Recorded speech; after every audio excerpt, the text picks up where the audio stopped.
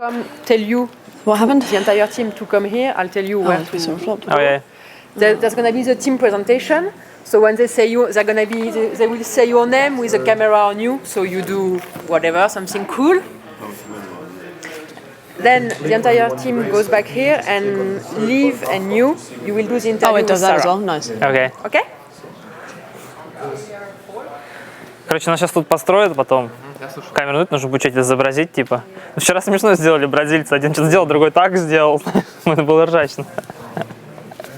Ну, один типа вот так сделал, другой еще что-то. Если выиграем, побежим радоваться, а потом остановимся, как будто манекен What did you bet? Да, я хотел, короче, мы говорили, давайте сделаем манекен челлендж в Кубе. Does that pot there include your Ну, я думаю, bet? финал выйдем. Oh shit, really? Забомбим. So that's really hard. Yeah. So, like, So here it says 90 to 80 to call, so just 9k to call. So the pot must have been 12k. So wow, okay, that's weird. Жилье, что ли, смотрите? For the big day of play we have scheduled at 4 tomorrow.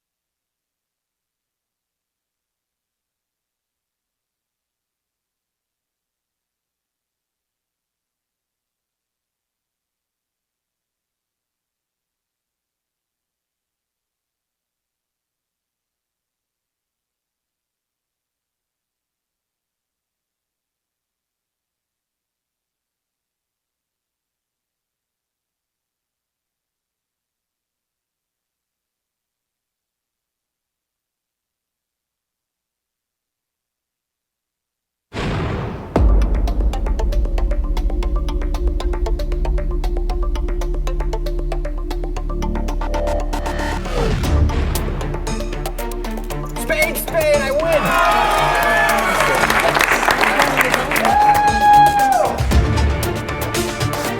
3 calls in 2 seconds. Kings for mother! They covered his stomach! Got a good feeling.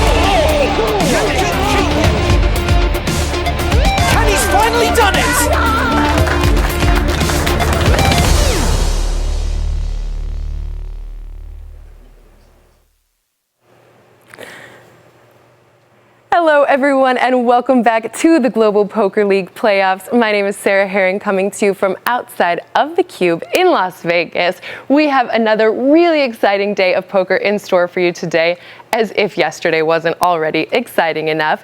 In the Americas Conference yesterday, we saw the Montreal Nationals. They are the last team standing, I'm sure resting up for the big finals tomorrow. And today we have 4 teams in the Eurasia Conference looking to be the last ones standing. Up first, we're going to see the number 1 seeded team, the Moscow Wolverines, versus the London Royals. And by the end of tonight, there will be just 1 left before the finals.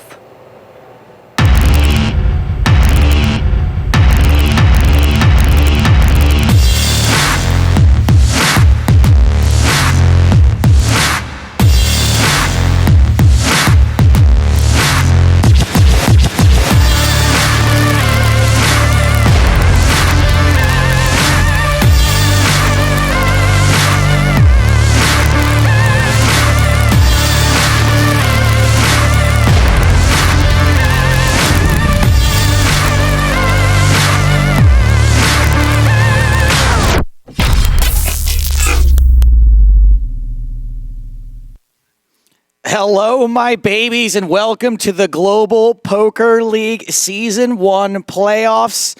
Coming to you live from the Hacienda Business Park and self-storage units here in beautiful Las Vegas. I am Uncle Daddy Joe Stapleton, and this is my overdeveloped stepson, Eric Dennis. We are bringing you the finals of the Eurasia Conference today. Yesterday, we crowned the winner of the Americas Conference. As Sarah let y'all know, it was the Montreal Nationals, a hard-fought battle. 7 games in the first match, 7 games in the second match, and finally the decider between Montreal and the Los Angeles Sunset went 6 games, but it was eventually Montreal who came out on top. Joe, we keep on saying yesterday, but I do believe it was just a few hours ago that the Nationals were finally crowned. Let's take a look at the infograph here to take a look. What you just said, Joe, the Montreal Nationals, they are now in the final. 500,000 chips are available to them. Now, no advantage in the final, but there is an advantage today for the 2 teams, I guess for all 4 teams. But for the Moscow Wolverines against the London Royals, Moscow won the Eurasian Conference, Joe. They start with 130,000 chip stacks, whereas London will have the basic 0 bonus at 100K. That might be what the edge that they need here because of the mighty London lineup that the Liv and company are supplying. And then later on today, 120 to 110 in chips. So just a little bonus for the later matchup, Hong Kong over Berlin, which should be a barn burner as well. Just to explain to some of the folks who weren't one of the creators of the GPL, like Eric, what Eric's talking about is based on your position finishing within the regular season. You do start off the playoffs with more or less chips depending on that position. We saw that did work out pretty well for Montreal yesterday. They finished the regular season in first place. They started all their matches with the most chips, and now they are moving on to the championship.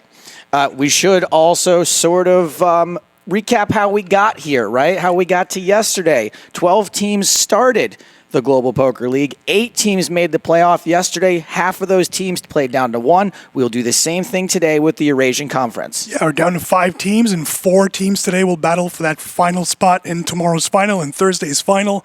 Really exciting matchup to start, to kick things off. It's the Moscow Wolverines and the London Royals.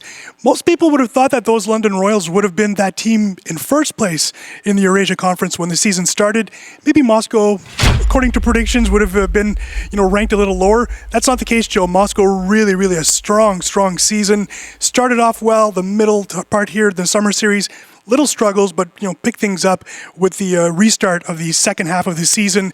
And here they are, the mighty Wolverines, ranked number 1 in the Eurasian Conference. And London just basically, because of a Moscow Wolverine victory in the final match of the year between Moscow and Paris, basically Anatoly Filatov decided that he'd wanted to play the London Royals. It's because of his win that London actually made the playoffs. Had he lost that match to Luneau, Alexandre Luneau, it would have been Paris here instead of London. So really a lot on the line here. London do owe a lot to Moscow, but I don't think today is the day that they will pay off that thank you. Well, I'm looking forward to today's matchup. And before we get to meet the teams, I also sort of want to go over the dynamic of how today's smaller squads were picked. Each team in the GPL start off with 6 players? Correct, yeah. They went through a 4-round draft back in February in LA. You and I were there, Joe.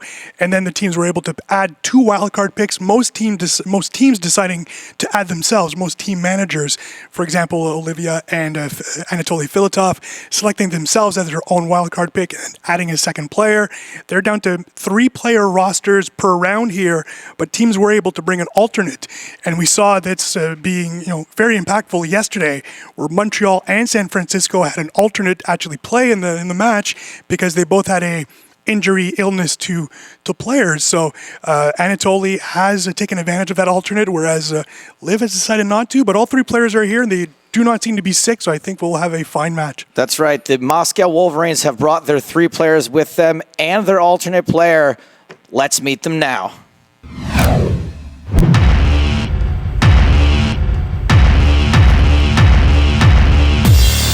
Here are your Moscow Wolverines. Player alternate, Dmitry Urbanovich.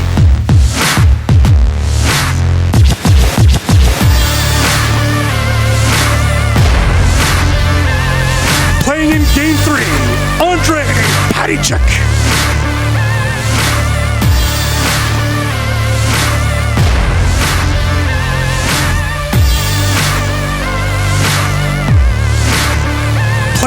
2, Igor Yershevsky.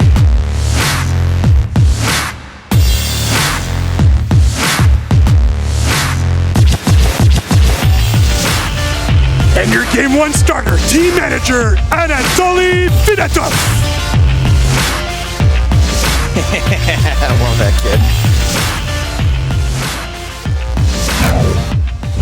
So there are your Moscow Wolverines. They're here. There are 4 of them. I mean, and you said it yesterday, Eric, not to steal your line, but you know that they are a tough team when Dmitry Urbanovic is their alternate. Yeah, sit on the bench, Dmitry, is what Anatoly decided for this first one. Dmitry will have the opportunity should Moscow advance, Joe. He will be able to be subbed into the lineup, but the issue is they'd have to remove a player. And if you win, as you mentioned yesterday with Jason Lavallée in Montreal, it is hard to change a winning lineup. So we'll have to see what happens strategy-wise. But yeah, Dimitri's stats weren't necessarily that good in the GPL this year. He's probably busy just winning everything for most of the year. I know you love that line. A given. He won a lot of things. But, you know, so, I mean, Anatoly, tough decision, but deciding to scratch Urbanovic for this first round match, and we'll have to see if that comes back to haunt him or if that was the right decision. It's kind of like, you know, to go back to my baseball days again when, you know, they let me wear the shirt, but there wasn't much chance I was getting in. I mean, Dmitry might have a little more skill than you did in baseball, just saying. Luckily, Dmitry didn't get tasked with having to bring all the equipment in, right. Mostly because they don't have any. I'm sure if they did, I'd still be doing that too. Moscow Wolverines are not the only team playing today. They will be facing off against the London Royals. Let's say hello to them now.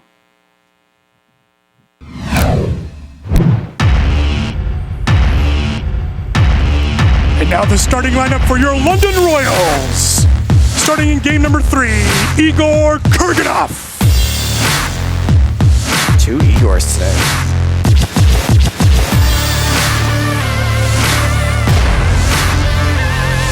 Starting game number 2, Justin Bonomo.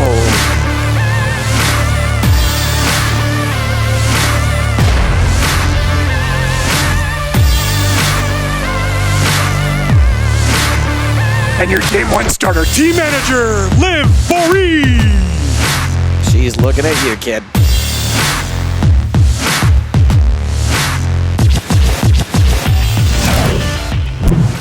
London Royals looking very confident out there. No alternate on their roster.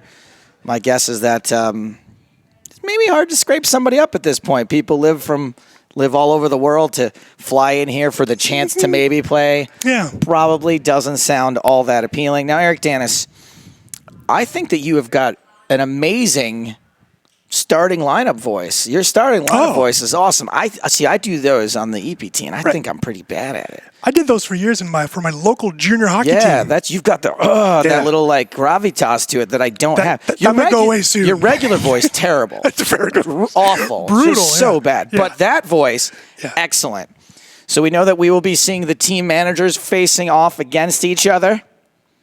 In our first match, Anatoly Filatov and Liv Boeree will be kicking things off today. And that was at the request specifically of the number 1 Eurasian team captain, Anatoly. Yeah, as the number 1 ranked team, Moscow did have also the opportunity to look at the first 3-game lineup for the London Royals. But on that stream, when Anatoly eliminated the Paris Aviators, he basically called out Liv and said, you are who I want to play. So that's what we have today. Liv deciding to put herself in game 1 and Anatoly right away locking that up. So we'll have to see. Maybe that'll backfire as well. So Anatoly really bold and brash decisions. We'll have to see if they come back to haunt them or if he's made the right call. But knowing Anatoly Filatov, he can play anyone and not be worried whatsoever. Well, let's quit speculating about what those 2 managers are thinking and hear it directly from them because they're on the floor right now with Sarah Herring. Thank you, guys. Now, Anatoly, I was having a look at your stats just before this began, and you made 63 of the total points for your team, 13 matches. You're extremely familiar with this whole format and what's going on here. So tell me a little bit just about, how you decided to pair these matchups today, and also maybe just how confident you are coming in. That's what I promised to the fan, that I will play Liv Boeree inside the cube. So I welcome her here. and she accepted the deal. Like a boss. Now, I mean, I don't see you shaking in your boots or anything over here. So tell me, how do you feel coming up against great leader of Russia? Oh, you know, I mean, Russia's a great country, and it's a pleasure to be playing Anatoly. I am very overtly confident, let's put it that way. I'm looking forward to just, you know, wiping the cube floor with you guys. So both bring it on, buddy. Very modest teams, we can tell already. Well, of course, you had to submit your, team first off before anyone else saw.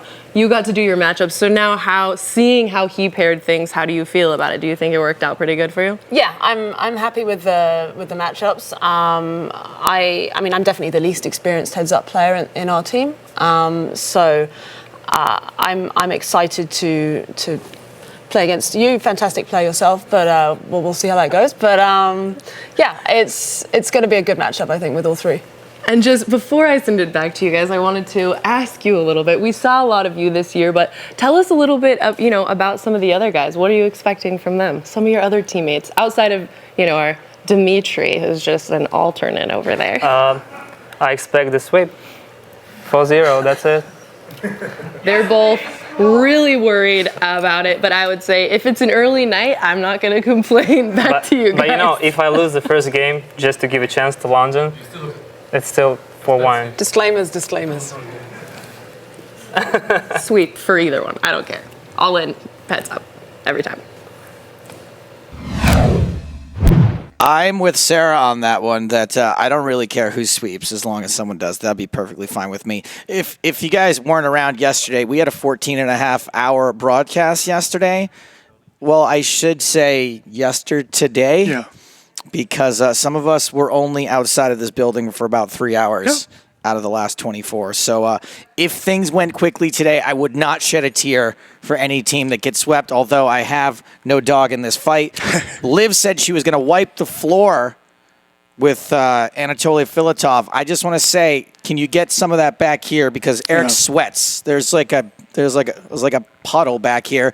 And while we're on the subject of the guy who's going to be mopping up Eric Danis' sweat later on, let's take a look at his season-long statistics. Here's Anatoly Filatov. Clean sweep for Filatov. He ranked first in every single team category in statistics. 7 wins out of 13 matches, Joe. That is so impressive. He split a lot of time between 6-max and heads up. 26 points in 6-max, 36 in heads up. Really a strong season for Filatov. Placed third overall in points and scoring. So really a great season. 60% points efficiency. Picked up 36% of his team's points, as Sarah mentioned. So really, both of these managers, as we'll see Liv in a moment, really put their money where their mouth was and really played so well for their teams. And that puts a lot of extra pressure on the team members wanting to perform well for the manager who's been rocking it. Now, you might have heard during Anatoly's interview that he mentioned he promised the fan that he would play against Liv Boeree. That was not an English error. That's actually their GPL currently has a fan. Yeah, but the Wolverines have plenty of fans. Yeah, they do. Yeah. Russia doing just fine in the poker economy these days. I really should start taking lessons in Russian and Chinese if I ever want to work again in this business. Anatoly obviously not going into the cube alone. He'll be facing off against London team manager Olivia Boeree. Let's take a look at her season-long statistics. The point here is that Liv did not play any heads-up matches, although we saw Timex in the same situation yesterday. 0 points in heads-up. What a loser. However, she won 4 of 8 6-max matches. Think about that. Wow. Led the league in wins in 6-max competition. 62.5. Sorry, I'm skipping down, but 62.5% points efficiency. She also had the most knockouts this season in 6-max competitions. So really a stellar season in 6-max for Liv. So although she didn't technically play heads up, we've just seen that she's won 4 heads up matches in 6-max competition, so she does have that experience. She also has some pretty creative teammates on her side to maybe help guide her a bit. She mentioned that she's probably the least experienced out of those 3.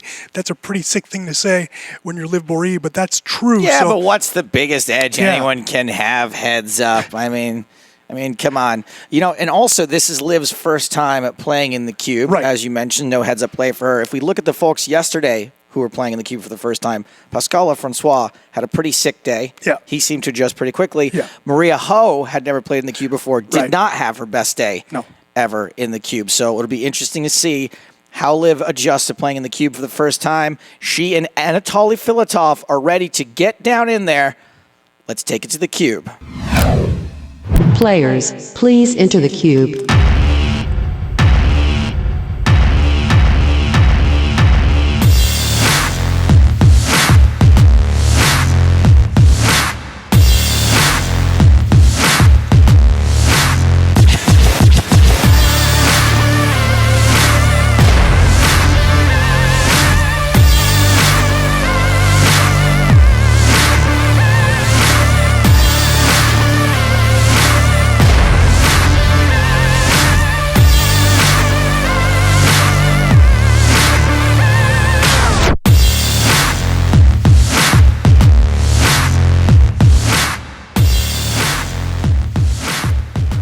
Wow, we started.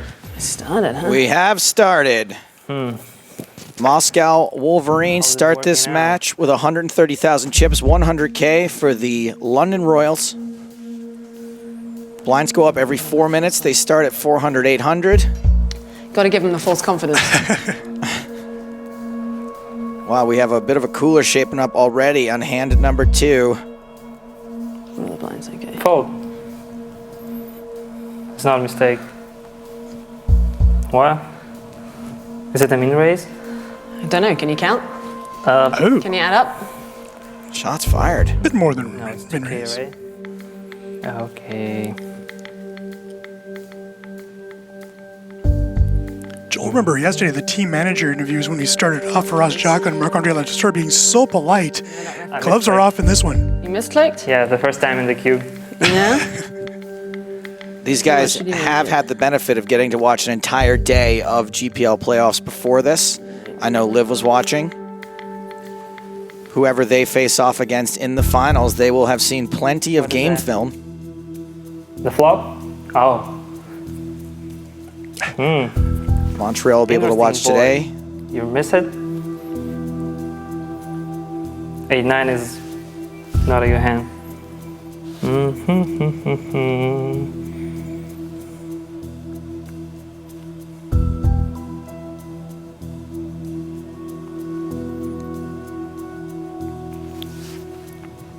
Not such a bad flop for King Jack Blue. I'm on a blue draw, guys. I'm not going to lie.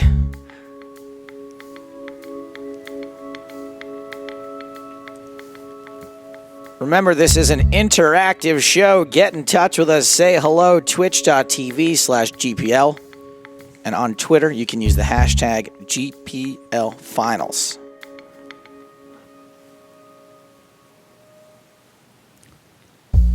Liv still out in front. Even though Anatoly does have 2 overs to this board and a blue draw. Our good friend Brent complimenting me for my jacket, Joe, and this is my ode to Anatoly Filatov. He likes to flash it up. So, which Brent? Eagle Eyes? Brent from Poker News, who is running the live stream, the live blog right now. No, you folded. Wow. High. Liv folds. Better than 9 high. The slightly best hand. Lots of ways for that to be not the best hand by the river. What is the big blind? 800. It's on your screen, but yeah.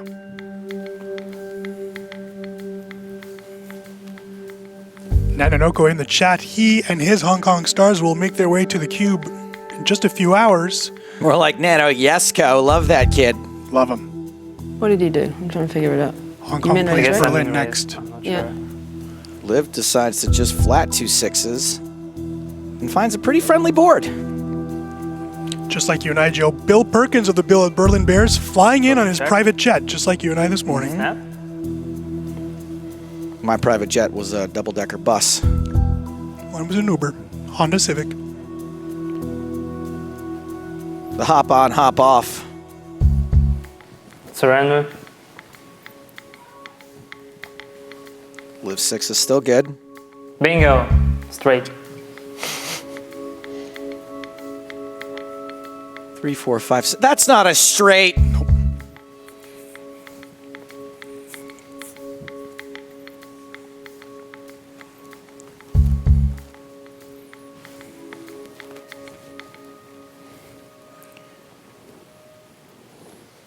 think Liv's gonna gotta keep you honest. That's what this guy used to say in my home game from the Midwest. Gotta keep you honest, making the worst calls imaginable. This would not be a bad call. It looks like Liv's gonna raise. Go on, Liz. Quick fold. I like it. So I thought that maybe this was a joke or a troll, but apparently on his stream yesterday, Bill Perkins gave away 10 Bahamas packages. Cool. Yeah. This is What a boss. a bit different, I tell you.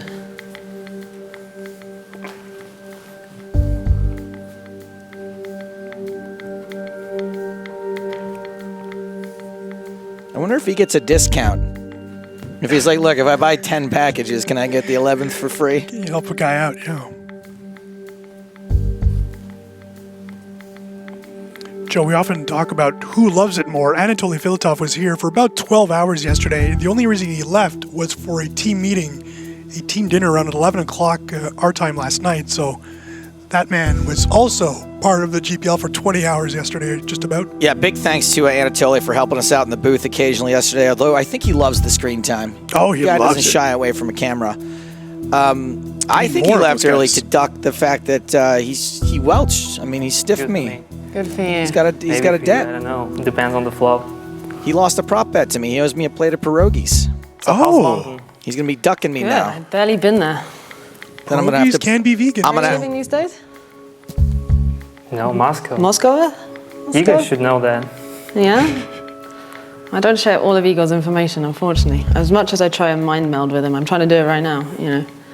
I don't get all of it. Let's see what happened here. Okay.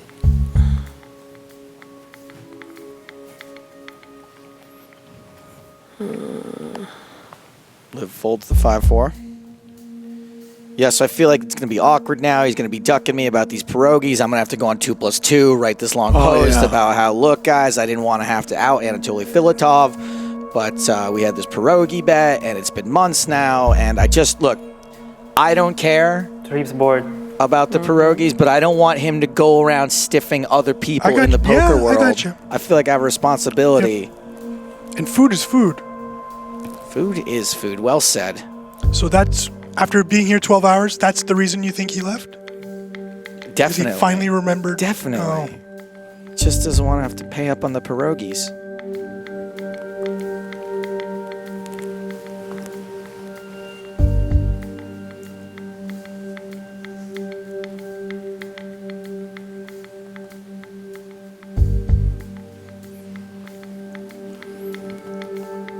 Let it go. 4-5 is good. Nice one, Liv. Liv bluffs the king. Excellent fold.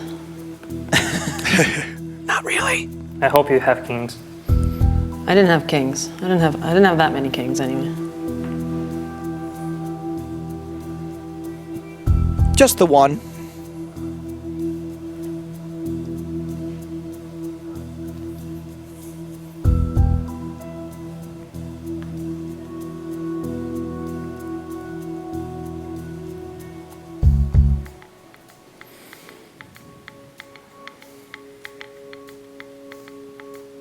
Is it half of the pot? Half of the pot? No, it was less.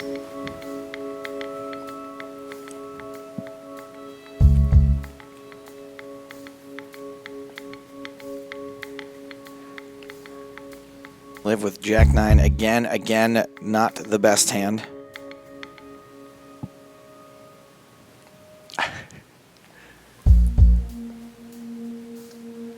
Big bet. All right. Not much I can do against that. Do you think that all the people Bill Perkins gave packages to are going to have to lunge everywhere Right. at the Bahamas this year? By the way, no longer the PCA. We got to get that out there. Right. It's the Poker Stars Championship Bahamas. We're not allowed to call it the PCB either. Check it out. Lifetime earnings on your screen from Anatoly and Olivia. I would expect Anatoly's to be a little bit higher, but my guess is he does his fair share of winning online. Yeah, $2.23 million in online tournament winnings, so not counting cash games. What do you want me to do? A little hand shaping up here. What do you expect? With Boeree's 3-better 8s. Oh, you're Anatoly's calling a position and flops a flush draw again.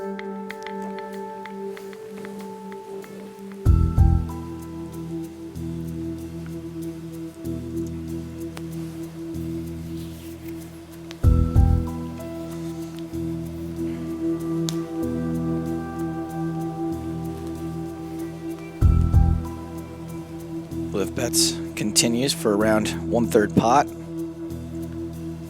Obviously, Anatoly cannot fold his flush draw. He decides just to call and makes it on the turn. This should be a scary card for Liv for multiple reasons. Overcard to our 8s.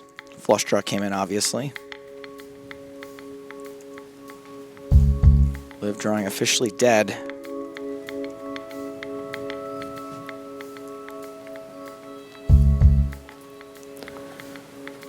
terrible turn card. Roger that. We're already on our third blind level here at hand Good number fold. 12, 8 and Yeah, what'd you 1600. have? Jack 8. Team hair. We're winning. Straight.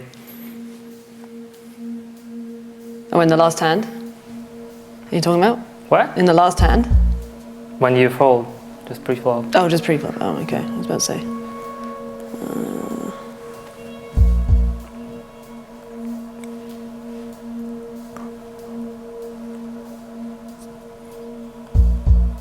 That's right, the Bob Hatter on Twitch. They are talking. They are allowed to do that.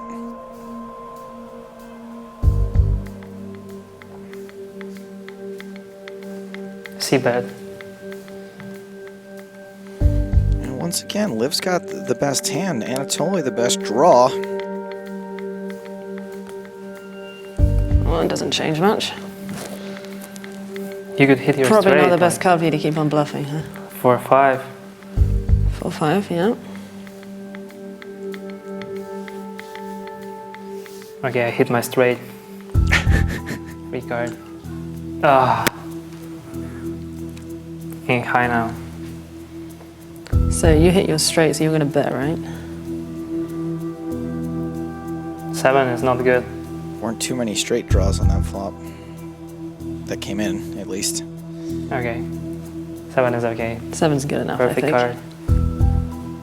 7 is good. Not bad. Moscow won the season series, Joe, in this matchup. Anatoly Filatov actually had his save, 3 years defeating ago, Vanessa I think, Selps bro. 2-1. With an all-in. But That was the one time? That was the last time you did that? let it Just go one like your time. last time you three-barreled, huh? I don't want to finish 3 it years fast, ago. you know. I want to enjoy. Yeah, you got to keep that stuff infrequent, you know. It's not good for the heart.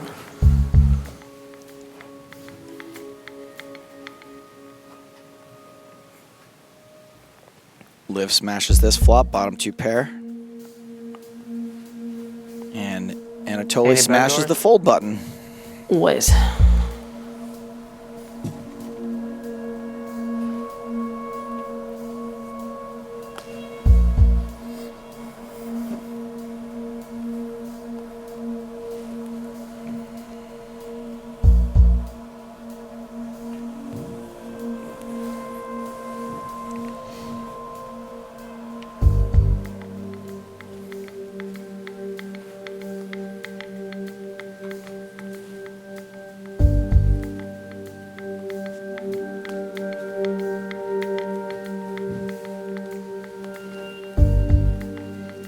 It's kind of a blank card, right?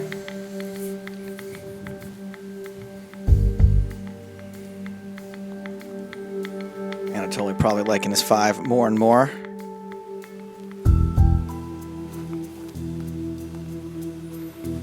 Chop pot. I had a good kicker. No, you don't. No chop. Bingo. Bingo. No value bet. Wow, Jack Deuce. Who teach you that? Igor or Justin? Backdoor armor. What's that? You're Backdoorama. Sounds like a website I subscribe to. Joe Liv is the two-time defending European Female Player of the Year, according to the GPI. She is in the race in 2016, just 1 point behind Sarah Herzeli of France. Oh, yeah, we had Sarah on a stream recently. What was that, Malta, I think? You went Would pretty make sense, deep? yeah. Yeah, PMU player. It doesn't show it. Well, you can do math. Look at your screen. Poker fans may remember Sarah being featured at the WSOP main event feature table a few years back with Doyle Brunson. Doyle seemed to like Sarah. You don't say. During the coverage, yeah. Not today.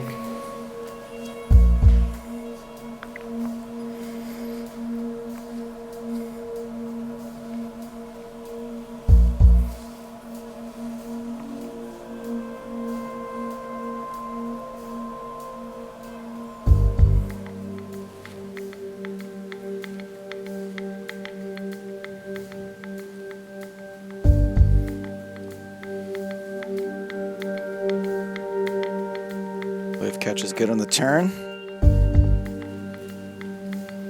Looks like she is hoping for a showdown.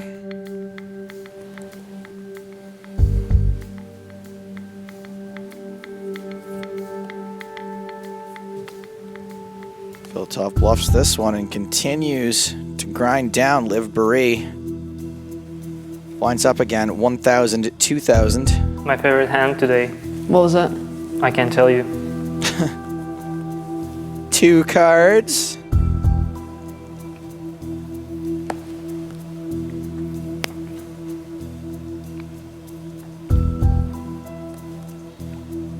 Yesterday, I tried to check your heads-up matches, so You had nothing to choose from. I opened the GPL, application and like 0 games. Okay. How long did you search for? I have to go to sleep. What? How long did you search for? How long did I what? Search for. Search for like 2 minutes. So guys, download the GPL application, leave Boeree games, highlights, all this stuff. Technically, Liv did have 4 heads-up situations in 6-max play this year, including a win over Igor Yarshevsky, who's in the cube next.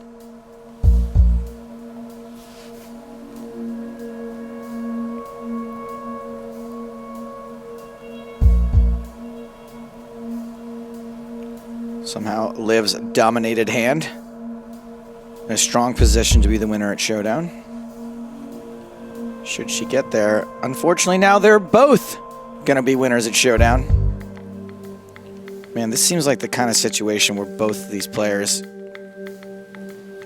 may not be able to resist. Like Anatoly, I just don't see him checking this. Certainly not all the time.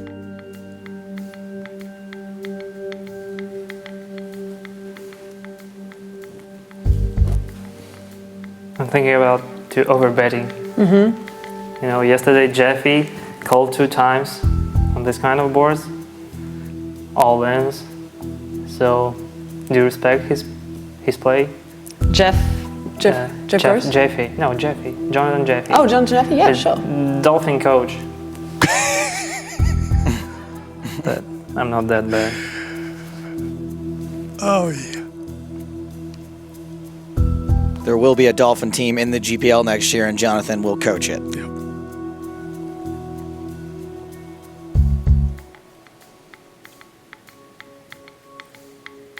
As I suspected, Anatoly could not resist, but Anatoly's so live, I don't see how you can fold. Wow! Liv just jams. I don't think Anatoly... Oh, wait, wow! Holy, wow! Liv Boeree! Killer! Wow. Lunch eaten. I'm tilting now. Try and rep a 7 when it makes some sense. Come on. She Filatov. See, I was right. I knew they couldn't resist. I knew they couldn't resist. Taking a look at Moscow's heads-up points this year, Filatov, of course, on top, 36 points. Sergei Lebedev, really the star for that team in heads-up, Joe, 30 points. Unfortunately, for both Lebedev and Troyanovsky, visa issues, a little more complicated for the Russians to come over. And they were not able to get visas to come here because the plan was for all 6 members of this team to be here in Las Vegas. Andrei Patachuk, Dmitry Urbanovich, Igor Yarashevsky, not playing as many heads-up games, but still Filatov, the definite star with Lebedev, both players, 66 points between both of them. That's almost half of that team's points this year. Pretty crazy.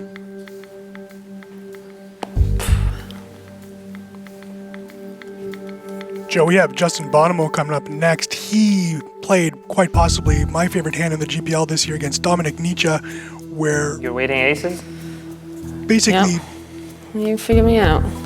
Justin basically made a play that made it look so fishy that Dominic said Justin Bonomo would never make this play. It was just so, Justin Bonomo thinks way better than we do. Was that an insult or a compliment? No, it's the fact that when I saw it, I thought, like, how does Justin make that bet? It's just a fishy bet. But he did that on purpose, knowing that Dominic would think that there's no way that Justin Bonomo would make such a bad move. And there's my nosebleed started up again. That's fantastic. Thank you for that. That happened to me too. Blew my brain.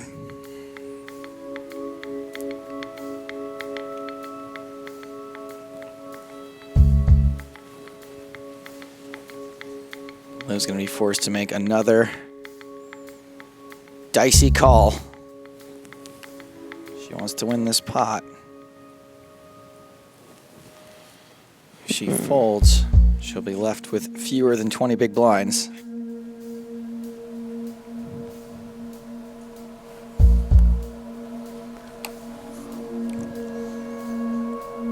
She does call. Well done, Liv. King high's good sometimes, Yeah. Was it a value bet? Yeah. I thought I had straight.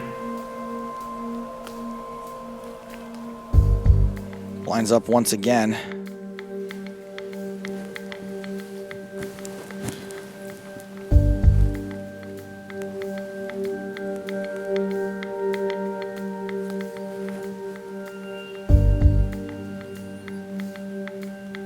Tens for Filatov.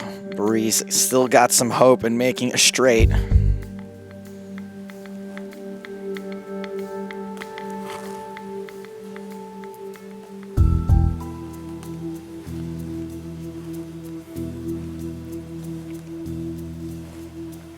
Don't see a river.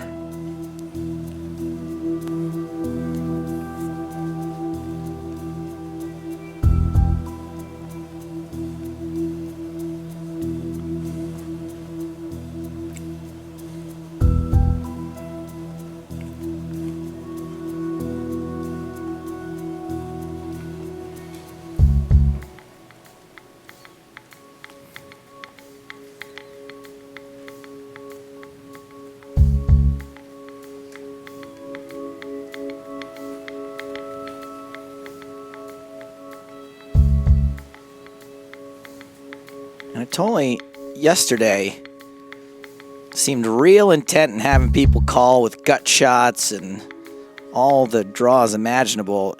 I can see why. This kid flops draws, makes him. This could get real ugly for Lydia, who is all in, who's just jammed into a straight. Ooh. And that is gonna be it for Liv. Nice hand. That was a cooler. That was not exactly a cooler. That was a daring and... Sorry, London Royals. You got an uphill I don't know. I don't want to be sexist. A daring play from Liv Boeree just happened to shove into a very, very strong hand. Anatoly Filatov snap calls, and London Royals go down 1-0. Liv Boeree, first time in the cube. Eric Dennis just had to go puke because he did not like to see official business. Liv jamming into what I think was probably the nuts at the time. Unfortunate. Unlucky, mate. But Anatoly Filatov continues. I mean, he called his shot, right? His reign of terror here on the GPL, continuing to own souls and eat lunches and, I don't know, put people in boxes. And his team is just chatting it up, too. Like, they're not even doing a victory lap. They're just right back on, like, let's get to talking about the next match.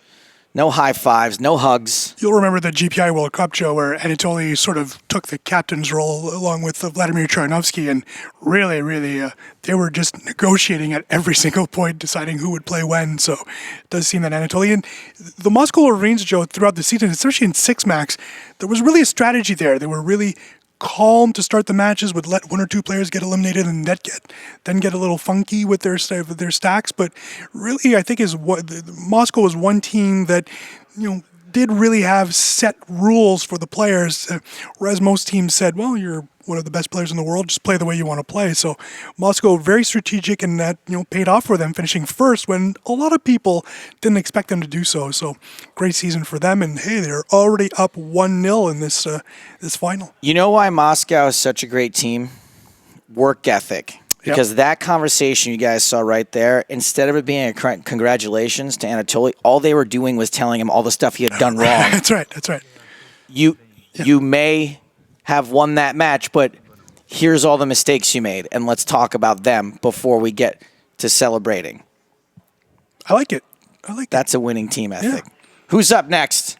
We got Eric Danis. Yaroshevsky-Bonomo. That'll be a fun matchup for sure. Bonomo struggled early in the GPL, but really shined in the last few matches, needing a win in his very last match in a classic against Mustafa Kanat, winning that game in order for that team to still remain, available, alive in the playoffs. And then, as we mentioned, Anatoly disposing of the Paris Aviators, allowing London to be here. But before we go to London, let's take a look at Igor Yaroshevsky.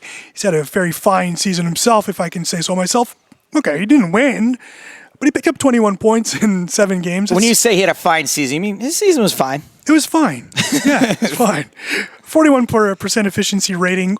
It's all right, but 18 points in 6-max, 3 points heads up. He did play inside the cube this summer, I believe, against Marc-Andre Ladouceur, as I look at my notes quickly.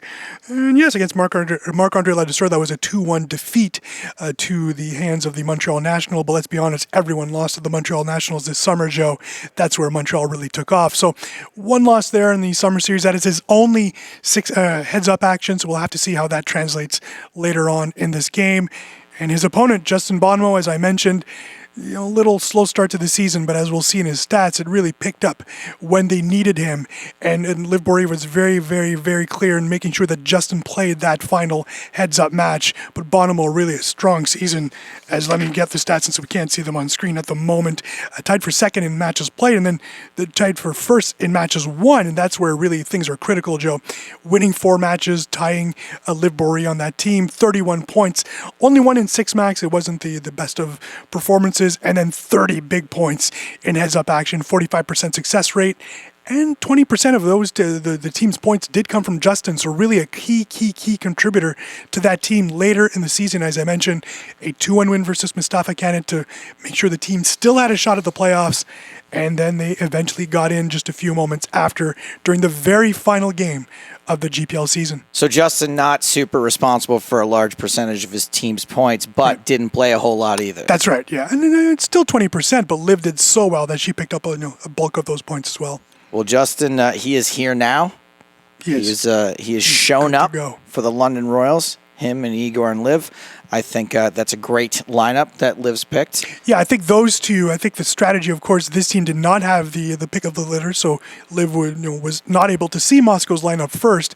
I think this is a perfect situation, and I think had Liv won that first game, London would have really been the favorites to win this match at this point, because with Justin Bonomo and Igor Kurganov next, and then you could have started Igor and Justin again before Liv. That could have really made a difference, but Liv has lost his first game. We'll have to see what the strategy is entering the fourth game, but first they'll have to win game 2 and hopefully game 3 to get back into this one. This guy always 4 moves ahead. That's right. You're like, look, if London had won the first game, if London won the first game, Liv would have gone they'd home. Be the favorite now to win this, but they didn't, so they're not. Not. I should set odds for Simple math. Buddy, I think that the sky's the limit for you with these statistics. So, as we mentioned, we were about to see Justin Bonomo and Igor Yurashevsky head into the cube. London Royals are down 1-0 right now. And this is, look, we saw a 2-0 lead yesterday in our first match. Didn't end up meaning much because we went all 7 games each time, but it will be interesting, Anatoly Filatov call a sweep. So far, so good. Yeah. We saw both spectrums, Joe. We saw San Fran move up 2-0 against Montreal. Montreal ending up winning that match. And then we saw Montreal take a 2-0 lead on LA and still needing, to come back and win because LA had tied at 2-2. So those first 4 matches have been split throughout all 3 games. So 3 matches so far. So we'll have to see what happens here. But we are looking for maybe something different than a 2-2 point after game 4. I'm 3 steps ahead. 3 steps ahead. How about this? Less talky, more pokery. Let's kick it on down to the cube. Players, please enter the cube.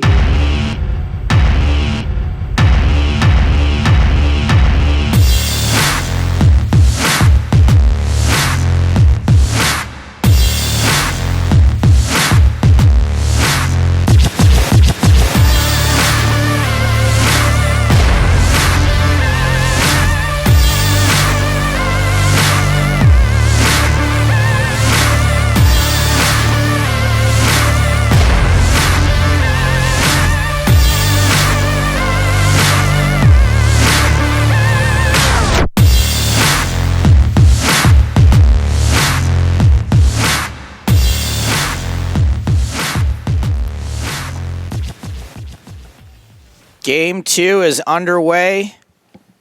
Moscow Wolverines begin with a slight chip advantage, 130,000 chips against 100,000. Blind start at 4 and 800. They go up every 4 minutes. Man, I don't know if this is rude to say, but like Igor Yurashevsky just looks like a genius. Yeah. Choosing the glasses today. Usually it's the sunglasses, but now it's the reading glasses. Facing off against everyone's favorite pink-haired social justice warrior, Justin Bonomo.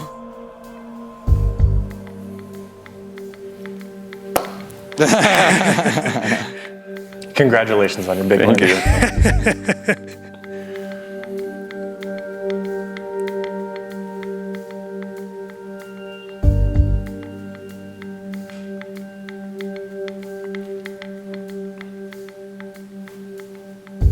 Do you think you would rather face off heads up against Justin Bonomo or just a random player you know nothing about? Like, I think I would rather take a rando. Like, but they could be a good player, but like, I just would rather not be as intimidated as I would be to play against Justin Bonomo. Both players flop a 10, but Justin Bonomo also flops a 3.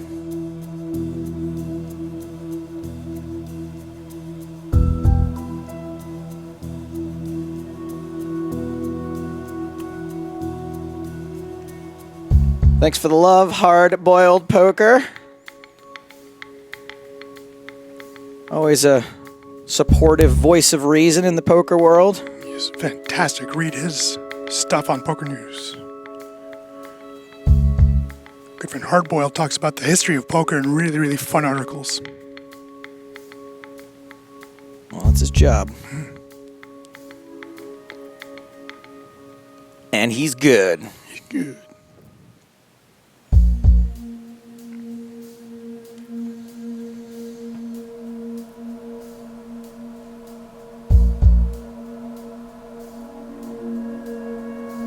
Is Igor really thinking this long about his under-the-gun decision right now? Or is it on Justin? Justin can't even bear to make eye contact with him. Finally, he checks.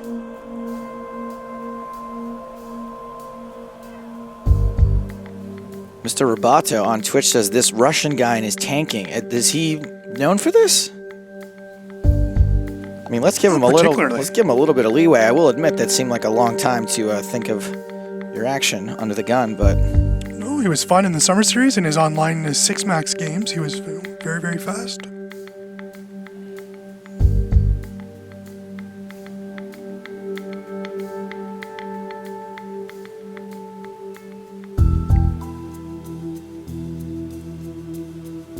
Yeah, looks like we got a tanker on our hands. We got a tanker!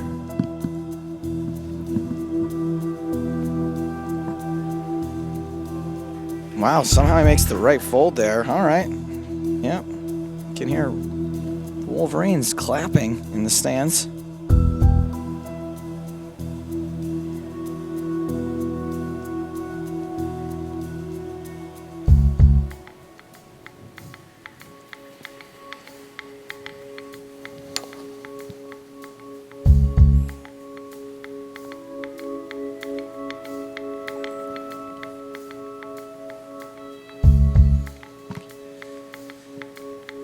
Flop and draws. That is what Russia does today. Moscow, I should say. We're repping cities, not countries.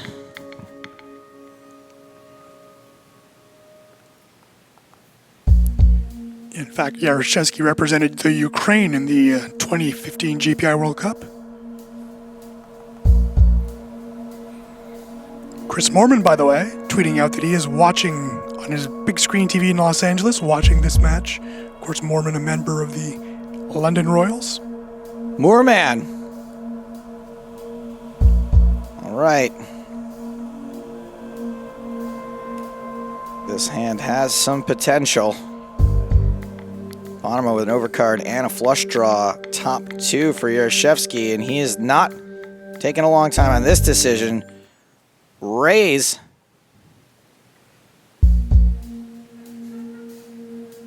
Somebody bumped the CD player.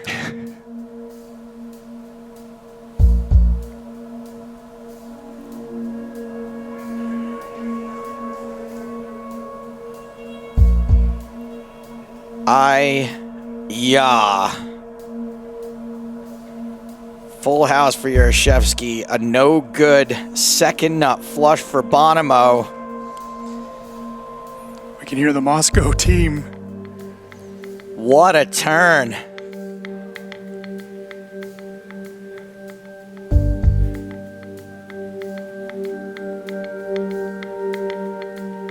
Boeree is only going to have one chance to get away from this. It's good news for Boeree that wasn't the ace of hearts, because that would have been...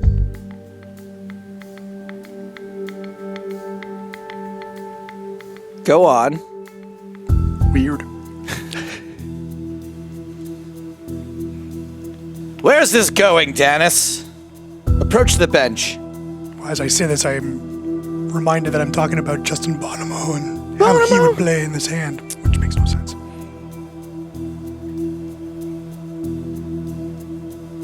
Yaroshevsky bets 19,000 into a pot of almost 60.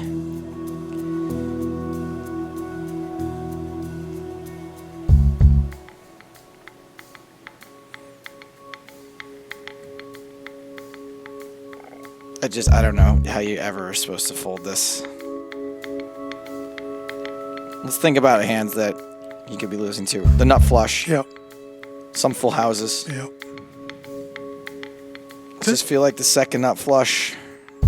Would Yaroshevsky make this bet with just a 7? Oh boy, not only is he not folding, he's jamming, and this is going to be ball game.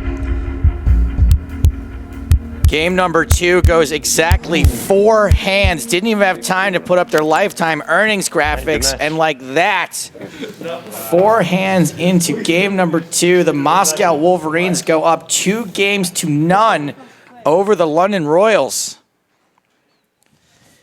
Okay. Now, Eric. That's a shocker.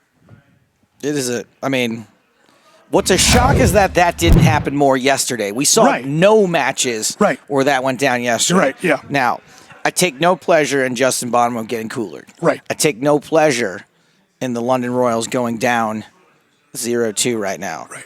I do feel a little bit better about the fact that I could never get away from that. And not only did Justin not get away from it, but he decided to put the rest of his chips in. He was trapped in, yeah.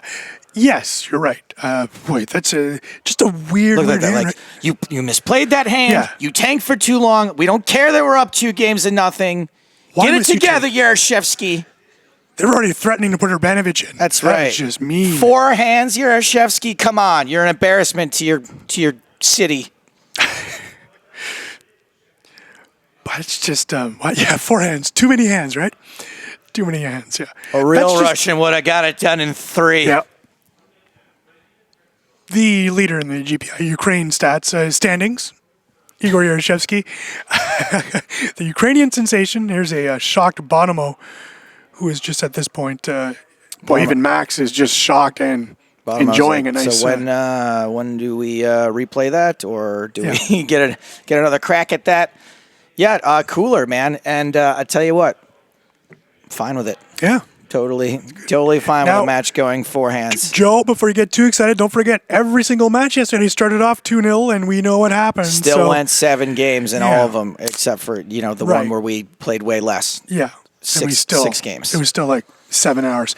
And Igor Kurganov is in the cube next, so, things could be right for the London Royals in a few minutes after the start of this match. So, a lot on the line. Obviously, I mean, we were talking about the fact that if Liv would have won that first game, how they could have now become the favorites. Well, that's just out the window now. Igor Kurganov needing a win here.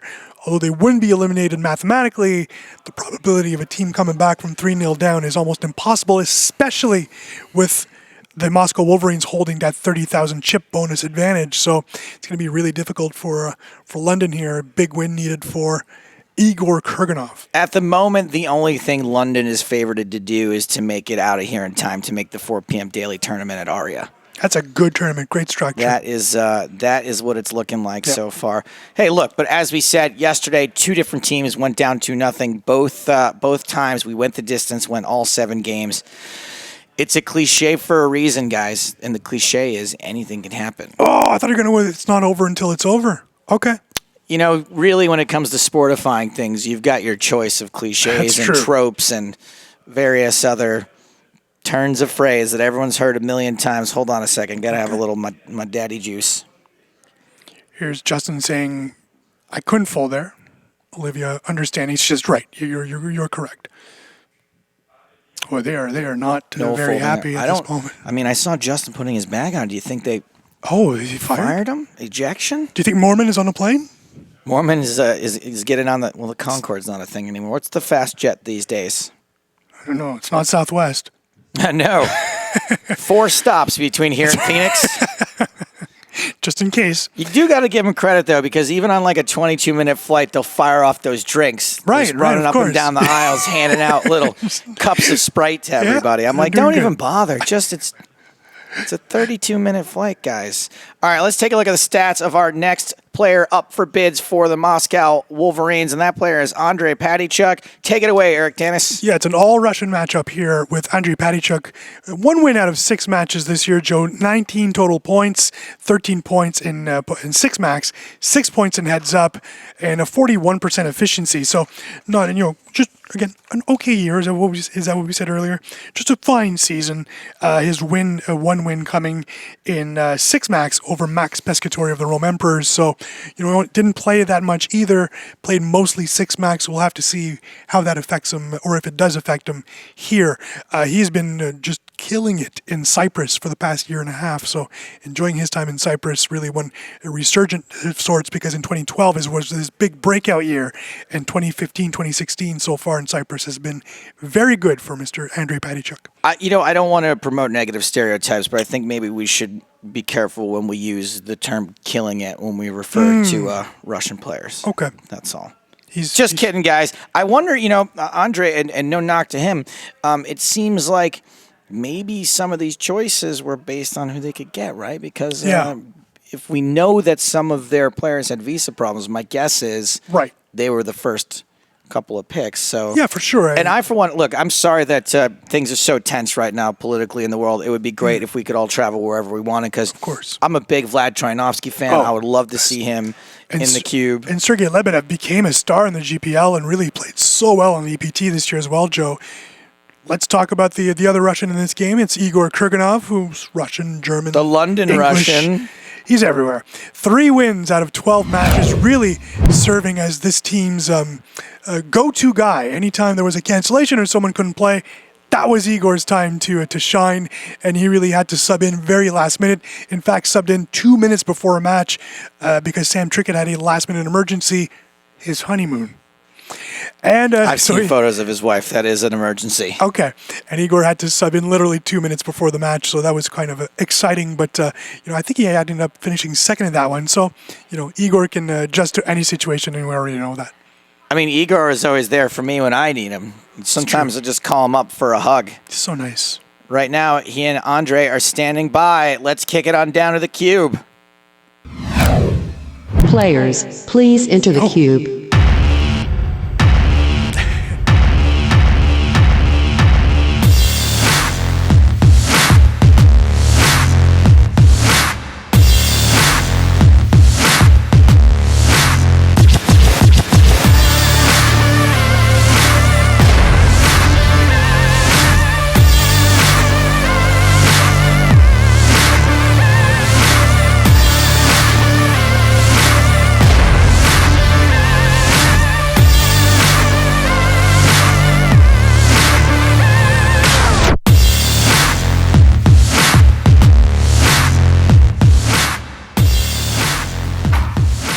Good luck, Igor.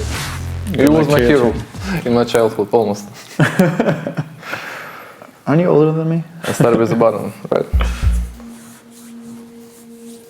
Couple of big hands to kick things off. Hand number one, again, Moscow. Slight chip lead to kick things off as a result of their winning the league. First time playing in the cube. What is it? Their 2K division you at meant, least. right? Yeah. Okay. Raising a call. King Eye flop. Kurganov has a gut shot to the nuts. I'm sorry. Sounds like one of my favorite videos on YouTube. Realize what's going on. Gut shot to the nuts. You already have glasses. Do you still have to squint? Yeah. You need new glasses? Yeah, I need. Yeah. I'm spending too much time in computers the last couple of months. Yeah, me too. Have you considered LASIK? I'm thinking about it, but not sure. I mean, I'm very confident wearing glasses, and using in wearing lenses and so on. So. Joe, what's going on? Most people say it's been one of their best decisions of their life when they've done it. LASIK? Yeah. Well, Patty Chuck's got the best hand, if that's what you're asking. No, they're talking about LASIK surgery. Oh. Checked out for a second because somebody tagged me with Sam Trickett's wife's Twitter account, and I've been rolling my tongue back up. Oh. Yeah.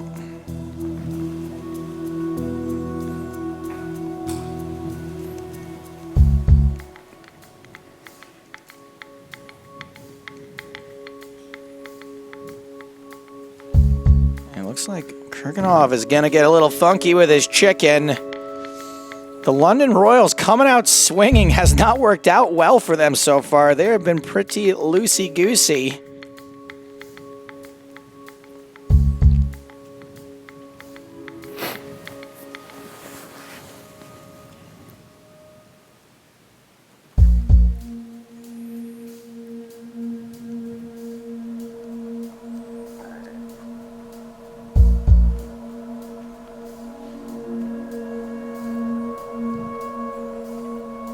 Patty Chuck losing to? Some sevens, Jack 10, King Queen, aces. I made a big fold this way. Big fold indeed. Wow. Gotta make big folds sometimes. Wow. Sorry, confusing your mind with a LASIK conversation. Let's take a look at the lifetime earnings of these two. Yeah, Igor. 12 million in earnings. Igor's been on the high roller and super high roller scene for a while now. Yeah. Patycha currently ranked 5th in the GPI National Russia GPI and the POI, and Igor ranked 1st in Russia in both categories, so both top 5 players coming out of the beautiful country of Russia. Where's Igor in Player of the Year? He's #1 for Russia Player of the Year. For Russia. Look over there. 22 overall. Yeah, if you look back, this one. Just turn around, look here. I mean, something on this TV? No. No, we don't want to look at that TV. The TV is not saying anything good. I'm pretty sure the TV says you're down 2-0. Yep. Yeah. That's so. But like this, we have to look at each other. Kurganov currently ranked number 29 in the world, was ranked as high as number 7 back in 2013. So here we're going to look at the cards.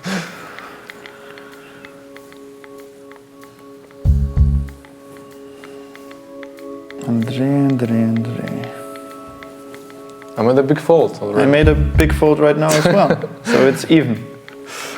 Well, Igor, your fold was right. His was not. But I have 2 more.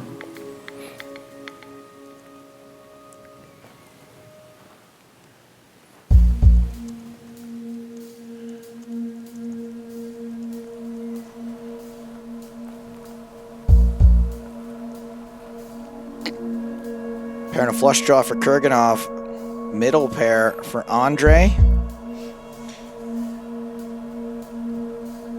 And they were a dead heat statistically on the flop.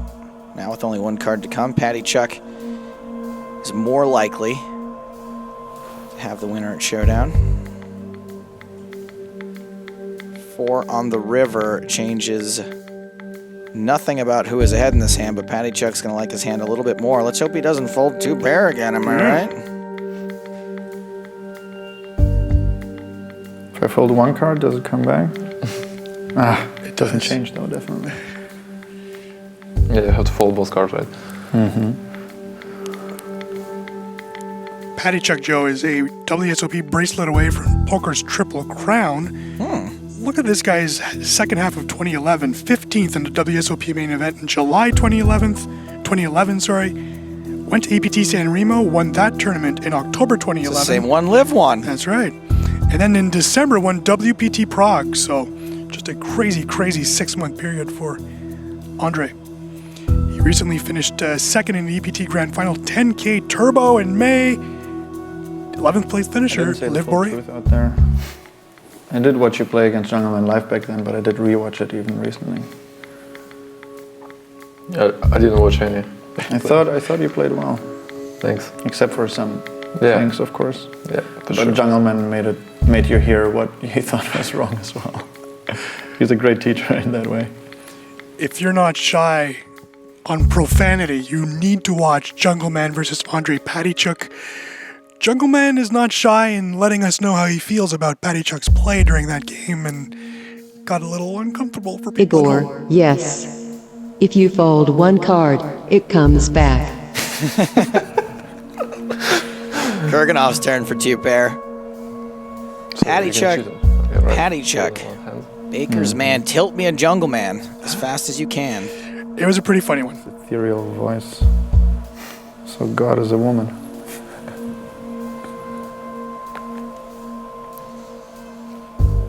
I thought you had something. Unfortunately, I don't. I had quite a bit of something there. Quite a hand.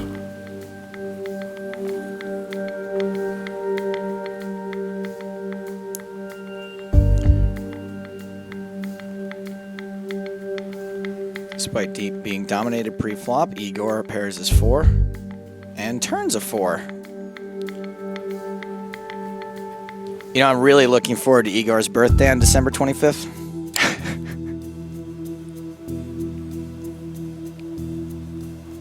Would be pretty awesome if his birthday was on December 25th. More than 4 hands. Oh boy. Yeah, we went more than 4 hands, but we may not go more than 7, depending on how things shake out here. Jeez. Cooler alert.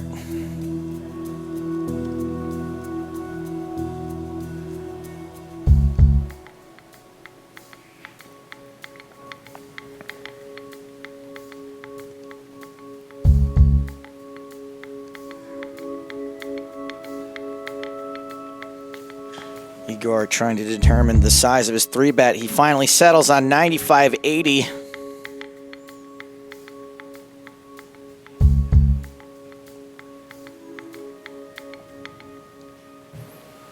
Four-better flat.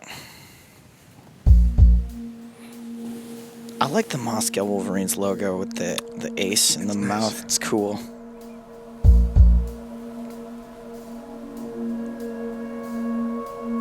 Beep, up, boop, up, beep. 4-bet.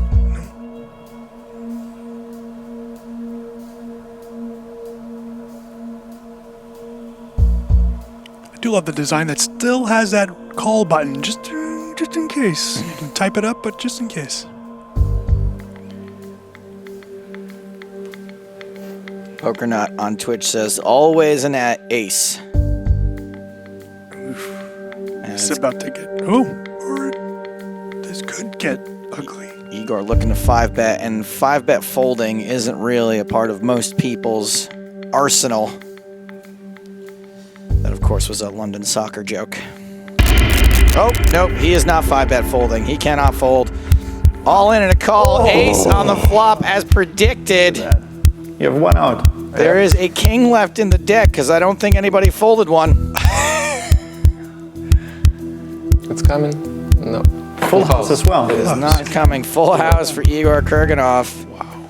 That's going to put London in pretty good shape to get on the board. Yep. This could be the turning point of this match, Joe. You have 10 blinds actually, right? Yeah, still As good. heck, Jacobo says, this hand is cooler than Matthew McConaughey. Not yet. All right.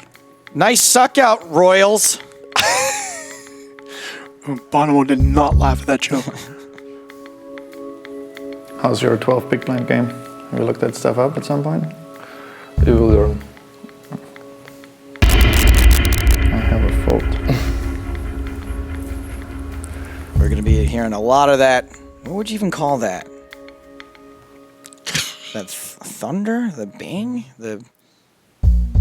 Let's just call it a squelch. That's it, flop. I'm going to call it a squelch. I like it.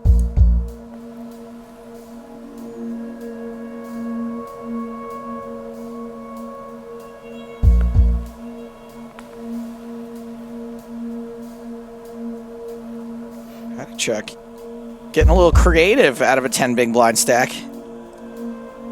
Raising this flop. It's got to look pretty credible, but nah, Igor calls. What am I talking about?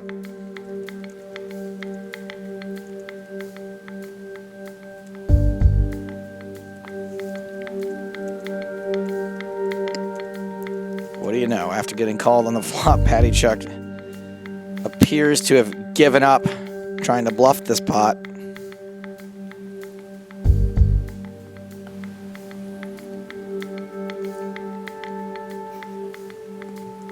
Igor bets, and I'm pretty sure we're going to see a fold. You asked the question on the flop, you got the answer, you said you have something, but now I'm asking the question again. Do you actually have something? Did you have something? I have 28-30, I think, in front of me. All right, we win. But I had a Russian bet there. It was protection. Russian bet? He can say it. Yeah, we can't. Better even. Nice. And we take a look at total points this year for the London Royals, Joe, and you can see why Kurganov, Boeree, and Bonomo are part of this team. Wow, top three. Yeah. Get 100. Sam Trickett didn't play that much and really was a top performer. Sam's got some stuff to do. Good luck. Oh wow, best hand. Yep. No, All in a call. Not anymore. Patty Chuck still ahead somehow. It's diamond. Hurt even more. Diamond. All right. Queen high. Good enough. Keep 22K for you now. Did not want to make a pair after that flop. Actually, pair I'm of queens at least. 10 big blinds game. But you too also, right? You play in tubers. Yeah, I play kind of everything, which is no limit. Sounds good. It's a painful fold. It's a close fold. King 2? Something like that. Queen 5? Queen 6? I mean the opposite type, but something like that. Yeah. All right. Domination situation. Could be a split. Yeah. 61% chance of a chop right now. 7, 8, 9, 10. Chop opportunities go up. Or even You don't small. need it. Yeah, that's good. There we go. Chop it up. About like 6, you know. Yeah, 6 is a dead one.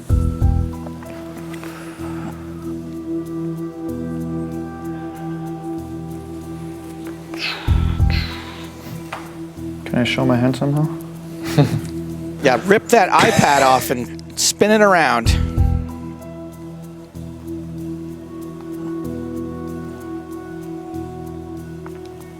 Well, what a waste of a set of queens. You know, you only get a certain number of those in your lifetime. Come on, I want to show my hand again. Not low. Almost. I had the nuts, the actual nuts on that board. Do you know what the nuts are, Andre? Wow, I would have called. Yes. But you wouldn't shove. Oh, you do? Yeah, I can't. I like this Andre Patychuk guy. I'll tell you why in a second. That's a jam, right? When you do this. That's the move that we know. I didn't know Russia had hipsters. So you can do this. Oh, yeah. And that's what exactly I did. Yeah. Definitely a hipster, you're right. I love those droids. The Squanch? R. What did I say I was going to Like call Star it? Wars, right? Squanch Yeah, is from Squanch, yeah. Rick and Morty. Yeah.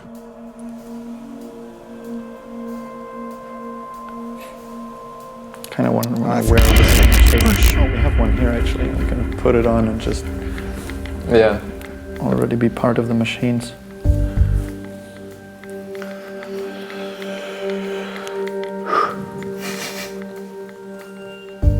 Ship it.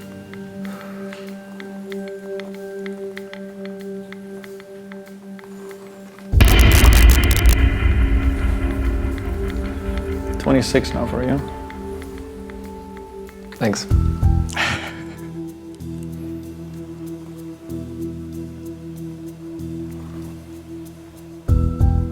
No. Here we go. No. Wow.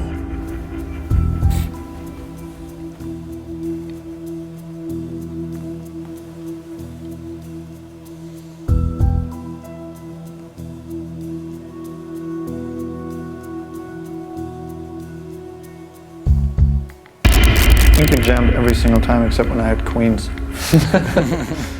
Actually, no. What are you complaining about, Kurganov, with your ace king? Yeah, I mean, King Jack as well. Yeah. Against flip. We've been jamming Folded. quite a bit. The blinds increased. Mm-hmm. Now Patychuk's got him right where he wants him.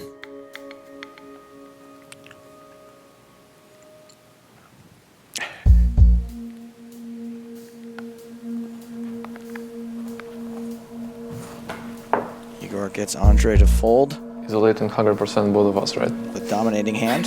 Seems that way.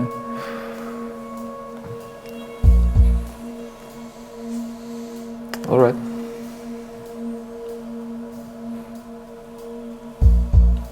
Patychuk makes a pair. Beaver Willie on Twitch says, Igor is not as good as he thinks he is. What I want to know is, how do you know how good Igor thinks he is? To be fair, he thinks he's one of the best. He is. Well, that kind of ruins my...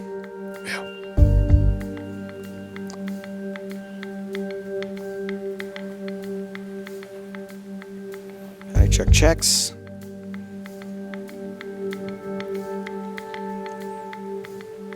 Igor says, checks it for the bank. Remember that? Remember that old line from your home game? Checks it for the bank. That's a Russian bet. On the river. Also, 69-60 Igor. Right now. Sending coded messages. Are we?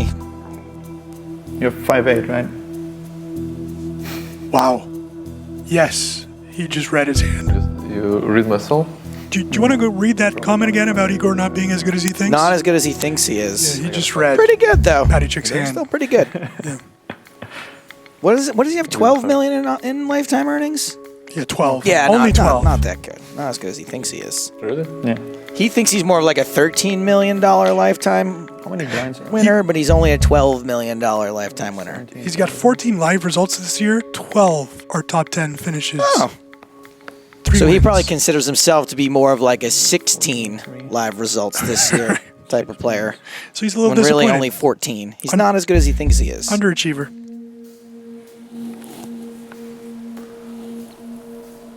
Igor's latest result, by the way, a win in the 25K Arya High Roller, $328,000. Okay.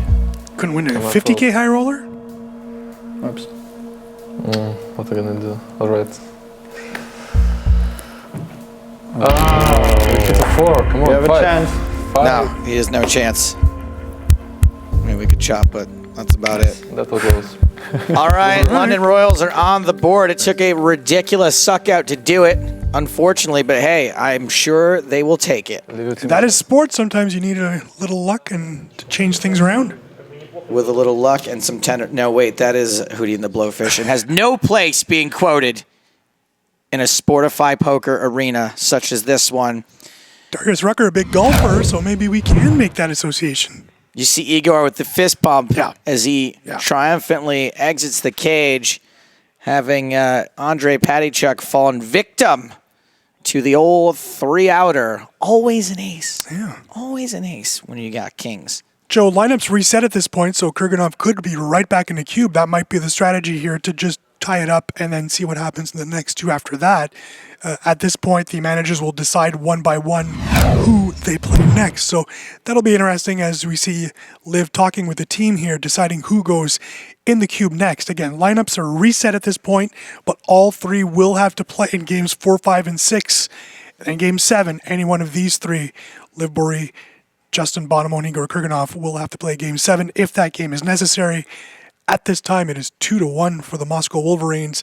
London does have to pick first, and then Moscow gets to take advantage of that fact and know who London is playing, and then they'll make their decision. I'm thinking Igor. I think Bonomo giving Igor very good advice there. He's saying, look, when you order lunch, just so you're going to get the water. Okay. But then you fill it up with soda anyway. They don't check. Okay. They don't pay attention. Yeah, I like it. So just use the, just say you're going to get a water. Both teams trying to decide who is going to play next. London obviously has to make their decision first. Interested to see if we see the same matchups again. Oh, wow. We are about to see a battle of the Igors. Loser has to change his name to Bob. Okay. Yeah. So Yarshevsky and Bonomo. Igor Bonomo. Igor Bonomo, And Igor Kurganov. Boeree, and Igor Kurganov. Which of the Igors will it be? We'll just have to wait till we cut down in the sea. No, Igor Yarshevsky, Igor Kurganov. So you are right, Eric. They decided let's play with momentum. Let's see if we can build a little bit of a winning streak. Keep Kurganov in there. I mean, look, if he is gonna crack kings, why not? Why not keep the boy in there? And for Yarshevsky, he's still fresh. He only played 4 hands. That's Basically right. Played 2 of those hands, actually. That so arm is still... He's good to go. He's got lots of, he's got plenty of rest. He's okay. Don't even count that as a start, really. You want to win, but it's kind of sucked to only have played 4 hands, right? If you're Justin Bonomo, you probably want right back in there. Oh, Bonomo, well, yeah. To have lost in 4 hands is annoying, but to win in 4 hands, I'd be like, no, you're good. Nope, all good. 4 hands is fine with me. Just take it down right away. Absolutely.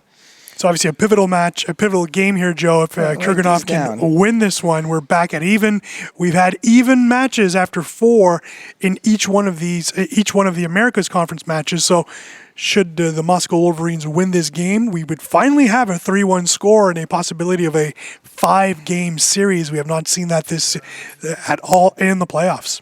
All right, well, I'm getting word that the Igors are ready, or should I say 1 Igor and 1 Bob.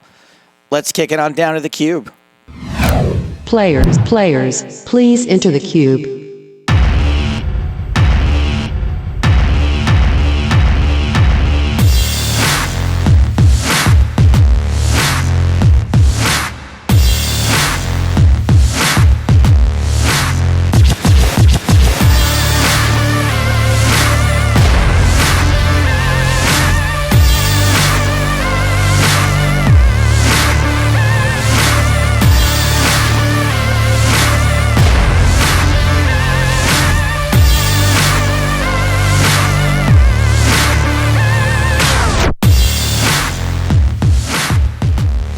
Тебя тоже Гоша называют? Гарик. Гарик? Да, точно. Okay. Yeah, Гоша, не Гарик. So we're not exactly the same Igor, actually. Oh. They're not? I don't know what that means. We know we know they're different people. And we've decided to get things going with an action flop. You got Yaroshevsky just plays action flops. gut shots and pairs and flush draws, and that's too complicated for me to figure out. Do you remember that tweet earlier, that comment earlier about Igor not as good as he thinks he is? Maybe he was talking about Yaroshevsky. Maybe he was. I'll be making the decisions a bit faster if you don't mind. May the best Igor win. Good luck. What just happened? May the best Igor win. Oh. Good luck. Is that the same voice of the lady from Spaceballs? Oh, I don't know. That's a good question. She probably is looking for work. Aren't we all? Yes, Maj Ranovsky. Someone can shortly explain to you why left team have 130K on start and right 100K. Eric Danis is going to do that. Yeah, the Moscow Wolverines won the Eurasian conference, therefore getting a 30,000 chip bonus in this first round. Should they move on to the next round, Joe, those chips are doubled, so they would then get 260,000 chips. London finishing in last position and fourth, the last playoff position, get no bonus. So that's why they start with only a 100K. We'll see in the match later on between Hong Kong and Berlin, a 10,000 chip difference, 120,000 chips to start for the Hong Kong Stars and 110,000 for the Berlin Bears. And again, those chip stacks are doubled in the next round. Eric, he said, can you quickly explain it? Sorry. They get more chips because they finish first. There you go. Probably is. Take two.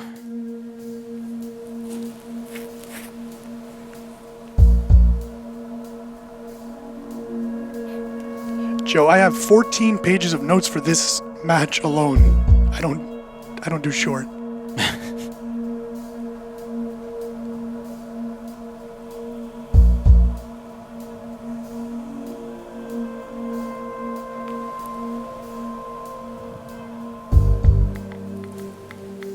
Just got a visit from Poker News head of social media, Pamela Maldonado, one of the best and Pam in poker. Pam. Did you say Pam or Pan? Pamela Maldonado. Pam. Pamela? Yeah, Pam is the best. Pan. Yeah. Is there an L in there? Yes. Before the A. Not the first A, because it is Pamela. Palam. Yeah. I like the hand Hi, movement Pam. and then look. That was very good.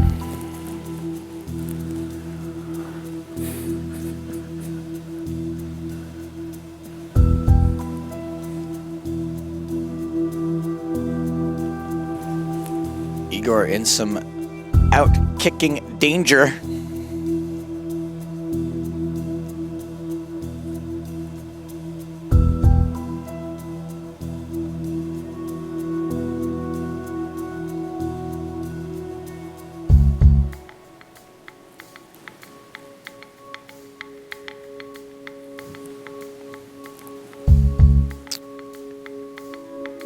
Things remain unchanged.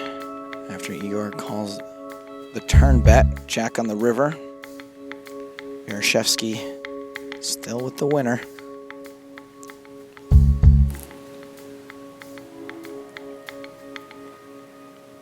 And it goes check, check.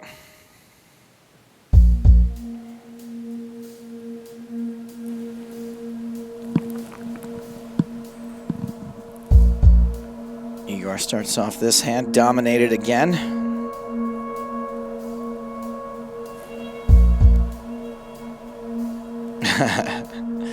As Oil Rig says, could you tell Al to open the pod bay doors? Ah. Spaceballs. That was not Spaceballs. Okay, reference. you're right.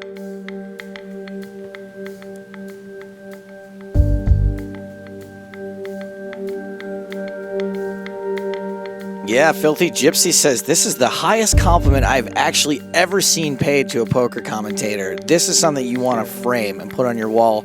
Eric is the Vin Scully of poker stats commentary. That is not merited whatsoever. As much as I love you, I agree that it is not merited because Vin Scully is I mean, I wouldn't even accept that compliment toward myself or anyone else in the poker world, but what a nice thing to say. Thank you. Really appreciate it. Not even close. one of my idols, Vin Scully. All right, we got an action hand shaping up. Nieners for Yarashevsky. It's just been 3-bet by the other Igor. And looks like we got a 4-bet incoming. 4-bet alert. Wauga.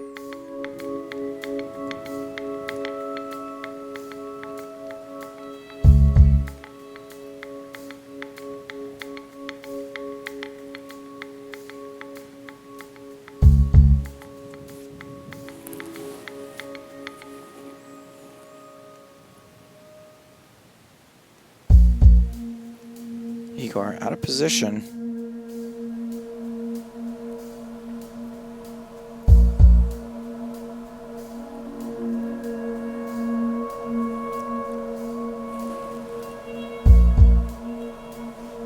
Pretty sweet looking board for 9s.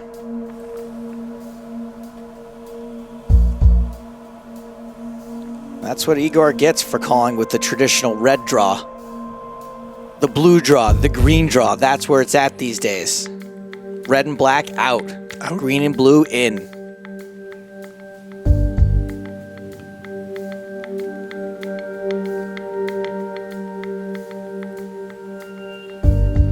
Igor hit a crucial 3-outer in his first match.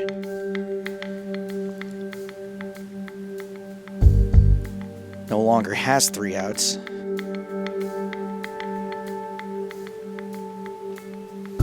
He's got more. That's right. You people at home.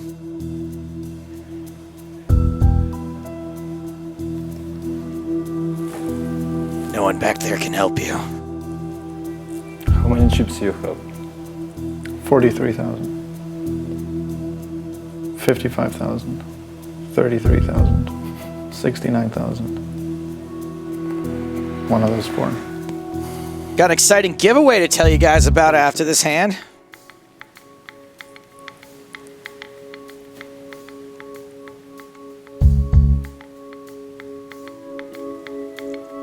Hashtag giveaway life.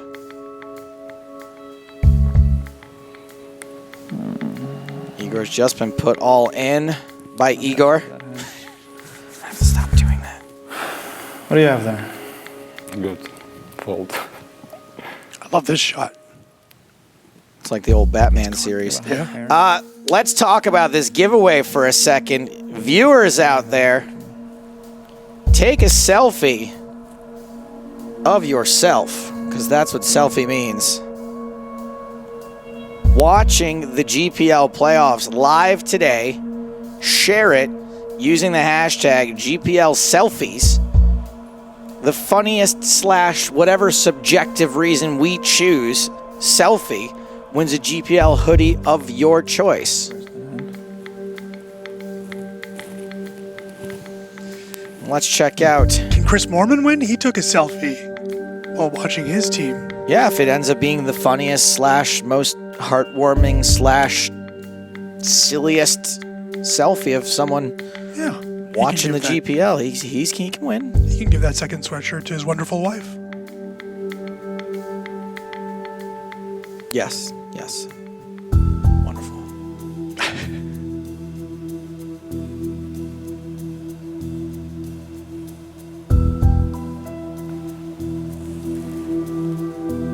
I just prefer to think of her as her own person rather than being attached to a mill. You know what? I don't want to. It's 2016. I don't. If you haven't picked up on this already, it's just. We both know who Moorman's wife is. She's not attached to anyone.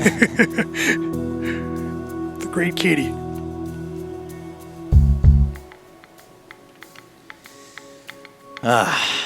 You and me, we come from different worlds. You like to laugh at me when I look at other girls. Hey, buddy.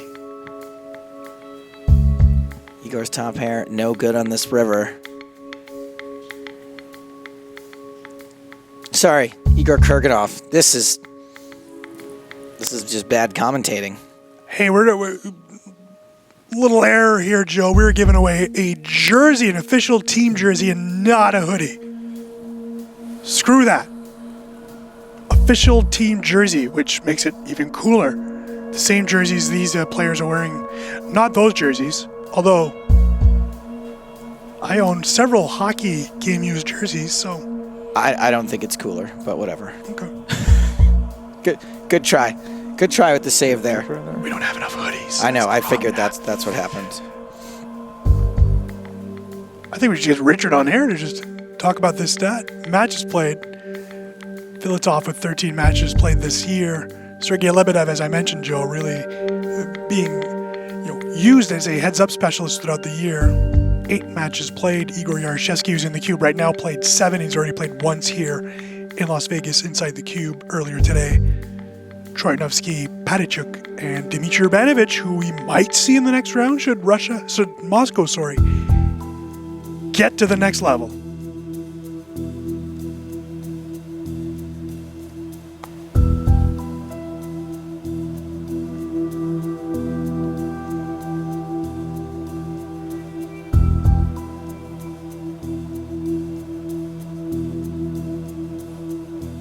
Wow.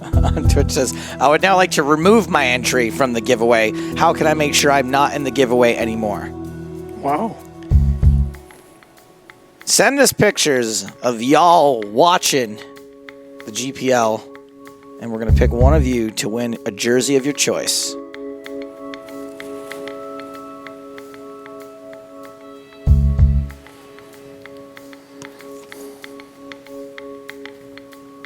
Just need to 10x my stack. That's like 3 double ups away. That's nothing. It's easy. Igor mentioning before we had the chance that he is firmly within the danger zone at the moment, and he doesn't look like he is getting out of it anytime soon. Top 2 for Yarashevsky. Kurganov. Yarashevsky. Kurganov. Yarashevsky. Not Igor and Igor.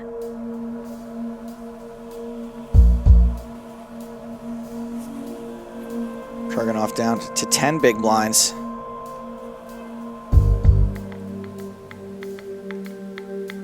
Yarashevsky puts them all in. He folds the 9 deuce.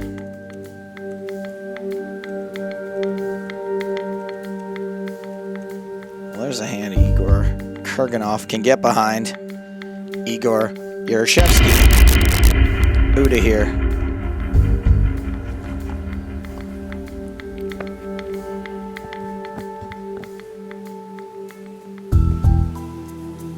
What is this shot, Joe? Not sure exactly. That actually kind of made me sick to my stomach. Pedro asked, where do we send the selfie? What hashtag? That hashtag is not at replying me. GPI selfies. GPL selfies. GPL selfies. Ryan Loco, we're gonna have you. Oh, wait a second. He's here in the building. Oh, I like Ryan.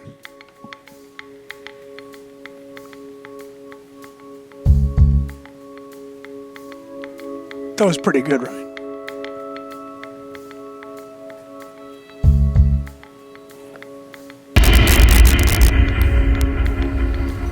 Feel good Alex on Twitch asks, why they standing? Well, because there's no chairs. Thank you for your question. If anyone else has a question, be sure to holler at us, twitch.tv/GPL, or you can hashtag it GPL Finals. And if you want to enter the competition for the free jersey selfie watching the show, hashtag it GPL Selfies. We get that one a lot. You'd think they'd... I mean, we show the full shot of the cube a lot. There's no chair in there. You'd think... You think they would know. They wouldn't need to ask us.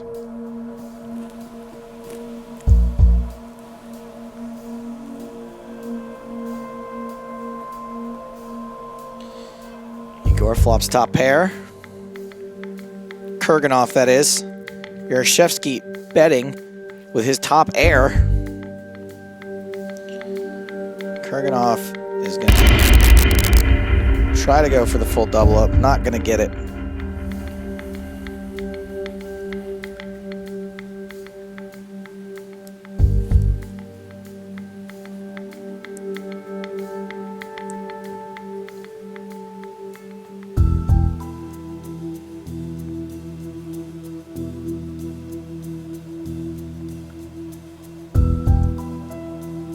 turn does not change much.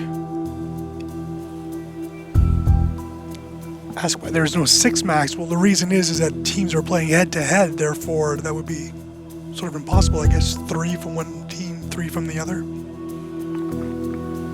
Too complicated. And these are the playoffs where you're playing down to a winner. Therefore, no 6 max action for the playoffs.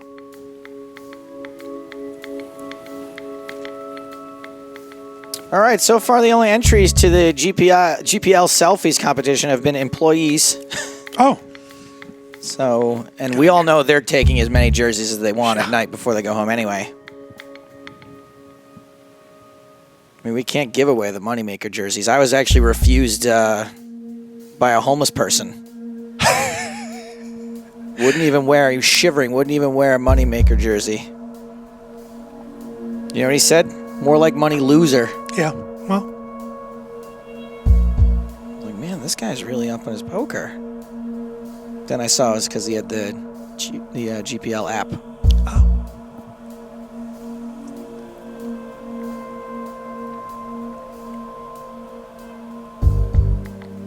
Kurganov doing his best to stay alive.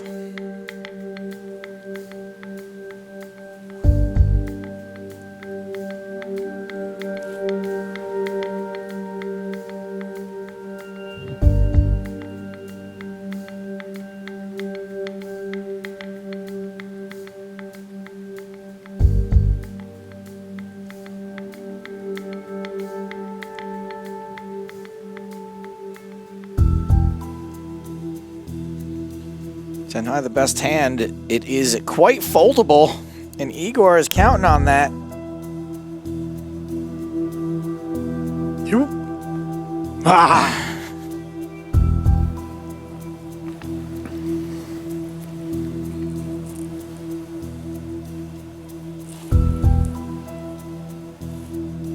I think we could see some action. Igor limps in. Both players. Sorry, Igor, Kurganov limps. They're both Igors, Eric. Yes. It's just I've known Igor Kurganov for a long time. You have. They're both And Igors. You have not known Igor Yashevsky for a No. long time.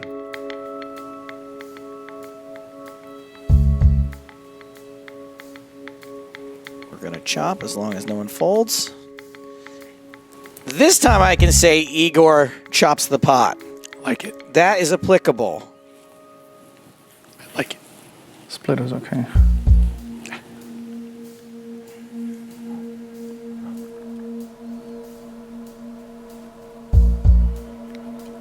Near the end of the summer, Igor Kurganov finished 12th at the Bellagio Cup. LA Sunset Chance Kornuth finished 3rd in that event. Wow. Liv Boeree finished 8th. Bettering Igor by 4 spots here.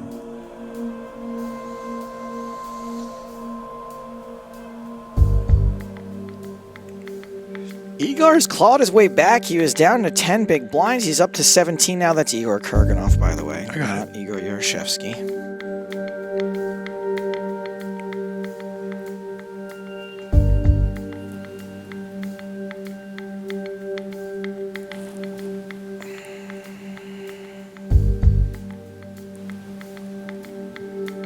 Kurganov's king high will be good at showdown, should we get there. Doesn't feel the need to bluff. King high, good enough for the time.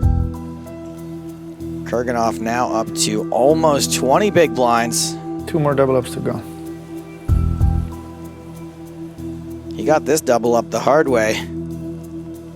3 blinds at a time.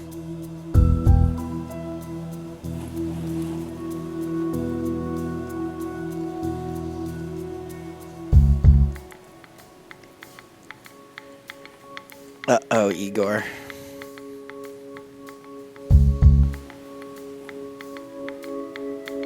Gross board for bottom pair. 2 pair now for Yashevsky.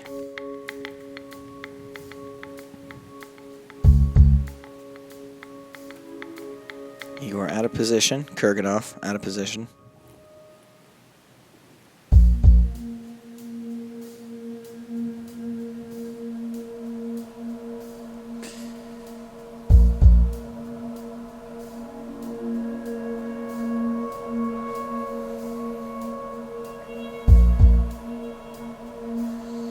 Gotta give it to Kurganov for being able to bet out of this short stack, being able to bluff. Not something a lot of players are capable of, I don't think. Not the ones at home, at least.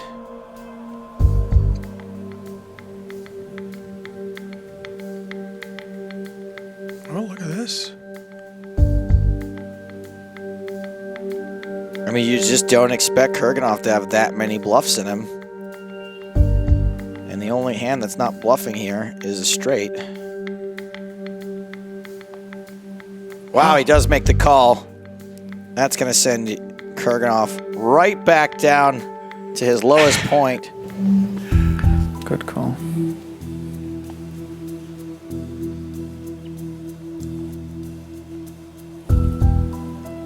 And it starts all over again.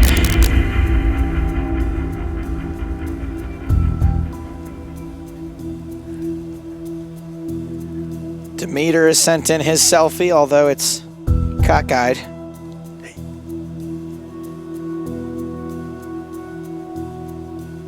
So far, you're in the lead.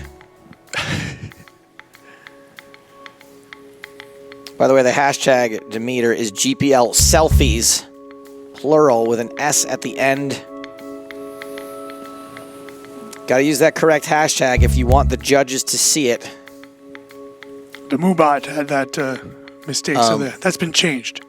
Moobot fixed it. Moobot. Sorry if we misled you. Joe, I mentioned Kurganov. Moobot's going to be hamburger. Kurganov and Kornuth battling this summer. They also battled at the start of the year.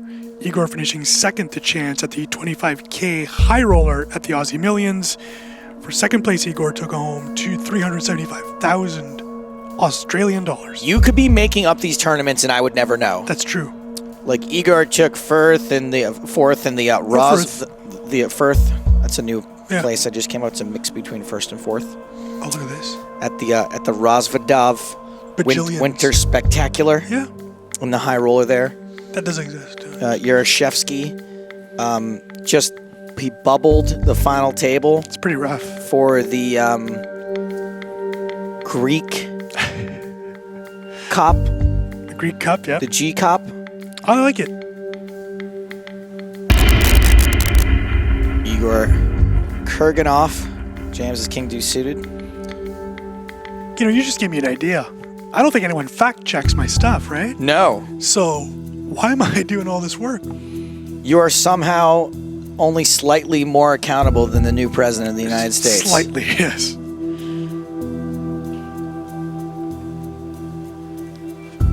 S. Bepka on Twitch. It's all right, man. The hashtag is GPL selfies. You're just missing an S on the end. I know it's pedantic, but if we don't put the right hashtag, then we won't be able to find you when we go to find a winner.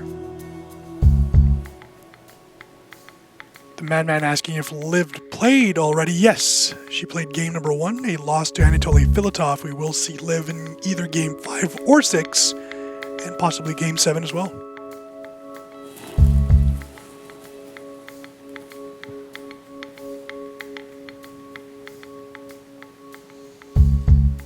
Kurganov down the 7 big blinds.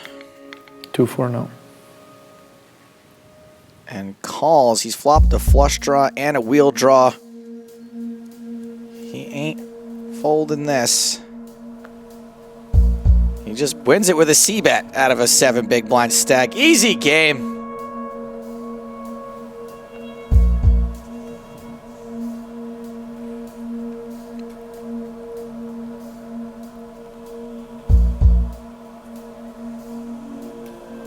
There you go, Demeter. Well done. Got the right hashtag this time. Back 9 suited. Kurganov gets a walk.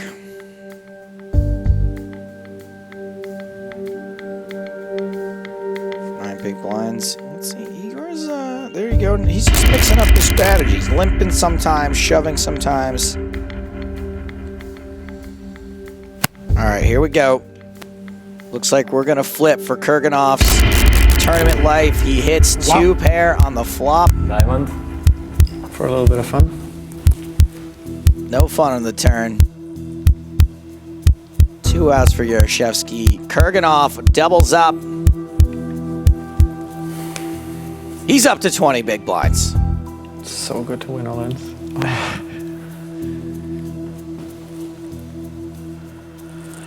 Here, I'll give you that one. Reminder, Joe, that after the conclusion of this match, we have Hong Kong and Berlin coming up. Guo Dong versus Brian Rast. Nanonoko versus Sorel Mitzi. That could be a fun one. Speaking of fun, Selena Lin and Bill Perkins. Oh, Billy.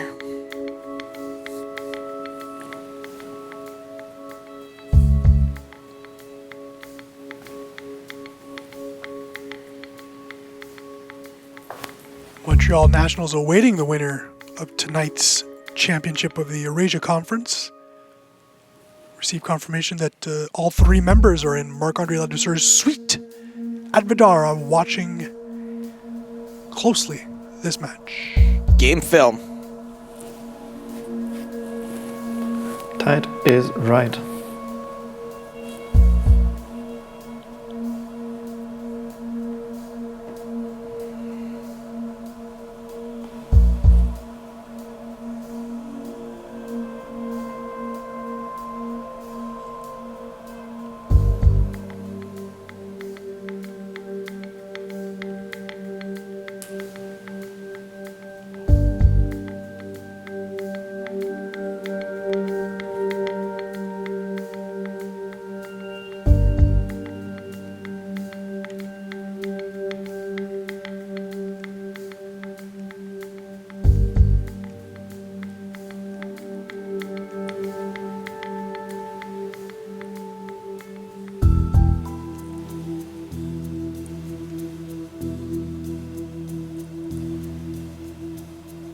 Kurganov 7, no good. Yarashevsky's turn top pair is the winner.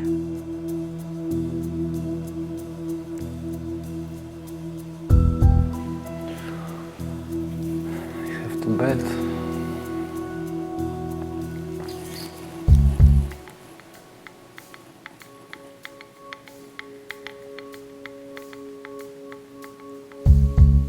Queen 9 is definitely a bet. One player to a hand, Kurganov.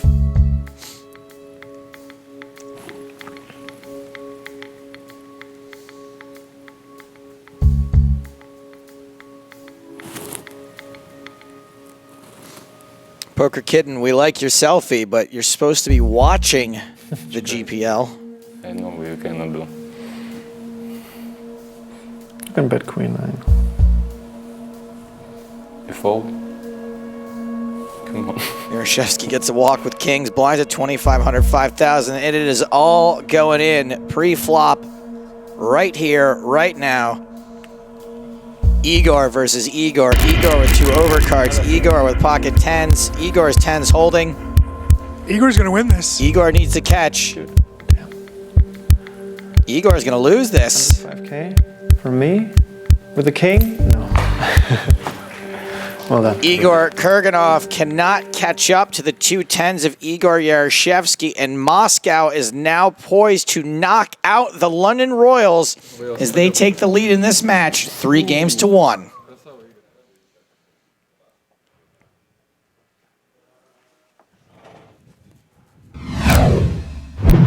So Igor Kurganov did a really stellar job of staying alive there. It's just, you know, you're just treading water in the middle of the ocean, though, once you get down to 9 big blinds. In a match like that, you're just kicking your feet and hoping to survive and hoping that a miracle happens, because the odds really are against you at that point. Yeah, for sure. And I think the starting stack's also making a big difference. But you're right, it was a really tough match here. And as you predicted, Igor was going to win this match and Igor was going to lose this match. Well done, Joe. Hashtag nailed it.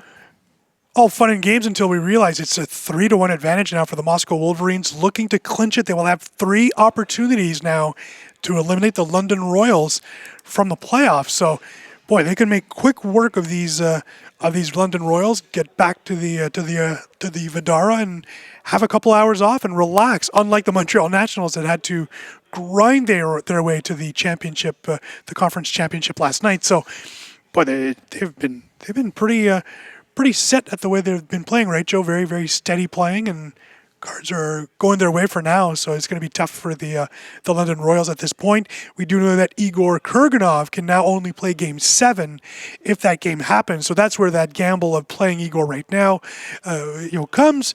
But with Justin Bonomo and Liv Boeree, you're not making necessarily... Don't reward him with physical affection. That's so nice. Right now, every single player on the Royals has suffered a loss so far today. Yeah. Igor was the only player to have put up a W for those folks, so it'll be interesting to see. It's only Liv and Justin who are available to play in this next game. And, of course, Moscow then is allowed to reply to that team member choice with a team member of their own because they do have what we like to call home field advantage here. And for them, it'll either be Anatoly Filatov or Andrei Patychuk, so interesting to see what happens there. Filatov winning earlier today against Liv Boeree, and Patychuk actually losing to Igor Kurganov, the only win for the London Royals. So the London Royals have decided to go with Justin Bonomo? Yeah, B-O-N-N-C-O. Bonomo. Justin Bonomo versus... Andrei Patychuk. So. Andrei Patychuk. So interesting there. Both players losing earlier today, so one will, of course, be victorious in this match, so that streak will end. So a lot on the line here, and of course, Liv will then play the sixth game, should that game be necessary. At this point, it's might must not win be. for Justin, so he needs to win.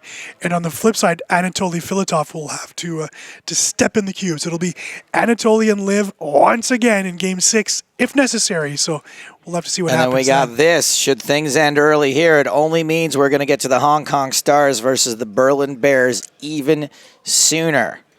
Get the plane going, Bill Perkins. We need you. I mean, he did tweet a picture of a plane today. Pretty boss. He is pretty boss. Oh, look at this. We have confirmation that William Bill Perkins has landed in Las Vegas and is on his way to Aria or Vdara, which one he chooses. I think he has rooms at both. Can you believe he's got to slum it taking a car from the private airfield to Vdara? Like, he had to take a lift, which is really? Yeah, Honda Civic. What do they call it? A lift line? Yeah. Just a few more stops, Mr. Perkins. We'll be right there. Yeah, we're sharing this cab. Yeah, pretty tough life for Mr. Bill Perkins. We can't wait to see him, by the way. Does Vdara have a helicopter pad? No. No, we'll have to find out. He could just true. rope ladder on in. We'll have to see if that happens later on today. It just must be such a buzzkill that you're like private jet landing, and then you're like, oh yeah, taxi. Yeah, and he takes you over that bridge and costs you an extra $10. You know what I mean? Welcome to Las Vegas. You think Bill Perkins sweats? Extra. Look, nobody likes take the long way. The thing is, no matter how much money you have, nobody likes being taken advantage of. Correct. Nobody likes because it treat you like you're stupid. Yeah. I'm not stupid, sir. I'm a billionaire. Right. Thanks. Thank you very much. I'm the president of the United States. So let's see. Patychuk played Kurganov the first time, lost him, although it was as a result of that massive cooler / bad beat suffered at the hands of Igor Kurganov. Justin Bonomo, did play against Igor Eurasia and also lost. So both high flush that he, tried to push at the end. That's right. Yep. And that was not a good one because his opponent had the full house. So, yeah, tough draw there. So neither Andre nor Justin have a win today. They're both 0-for. So both are looking for their first win. Of course, if Justin does not manage to book a win here, this match is over. The London Royals are out. They are out of this league. I mean, not permanently, but for the rest of the season. Yeah. That would be a big upset too, Joe. I guess not coming in because they're the 4th-ranked team, but London really looked to be the team to beat heading into this GPL season. Liv having a terrific draft. When Vanessa Selps is your 3rd-round pick and Justin Bonomo is your 4th-round pick, you've done some pretty good homework. So it'll be disappointing for them to be eliminated should that happen. Some pretty good picking. And before my finger can get to my nose to demonstrate what picking is, let's kick it on down to the cube. Go slower. Players, please enter the cube.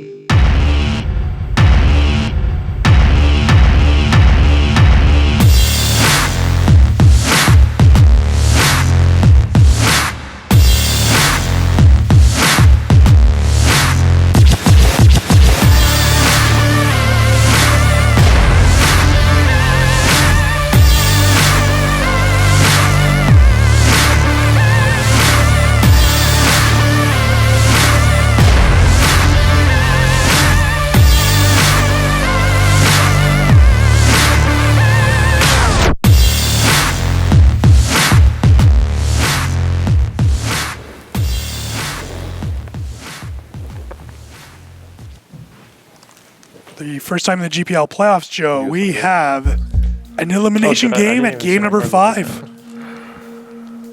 By the way, I just retweeted a picture from our star photographer, Ryan. Just a sick pic of the Igors. Really cool. Great job, Ryan. As Igor said, tight is right. Tight is right.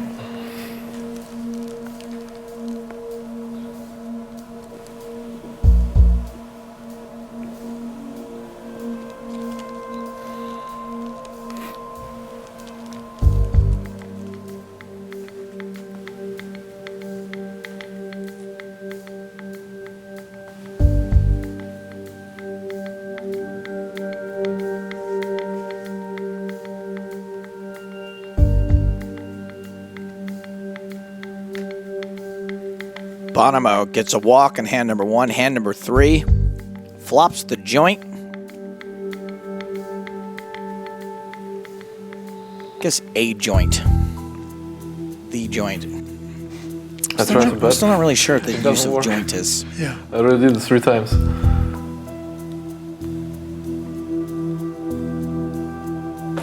Can we like pause the clock or whatever, figure this out? The software does not want to let Patty Chuck bluff at this. It's like, no! Difficulties. Is it checked or?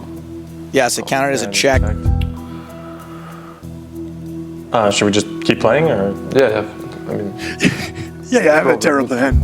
I don't know.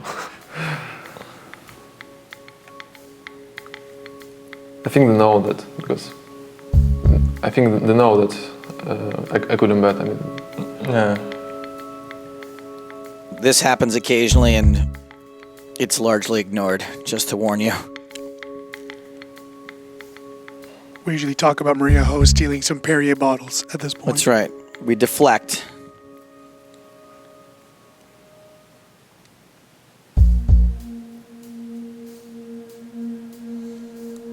Now's when Alex sends out some outrageous tweet.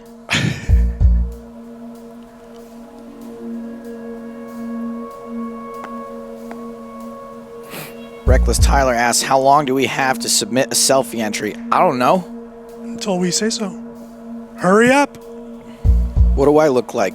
The GPL selfies are? I don't know.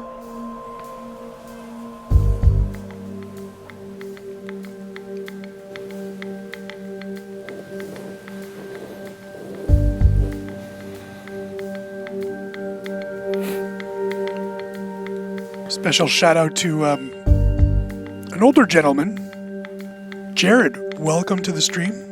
Nice to hear from you, sir. Jared, a senior citizen, a big fan of the GPL.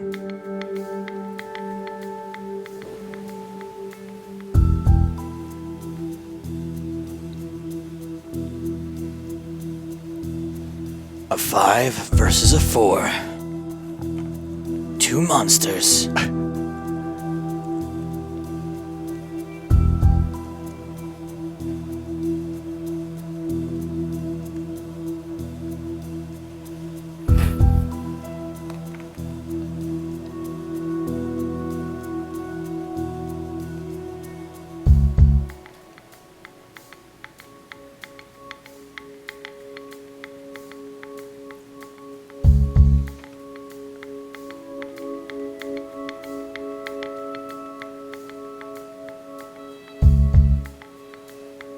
Six on the turn. Gives both players a straight draw. Both have got blockers.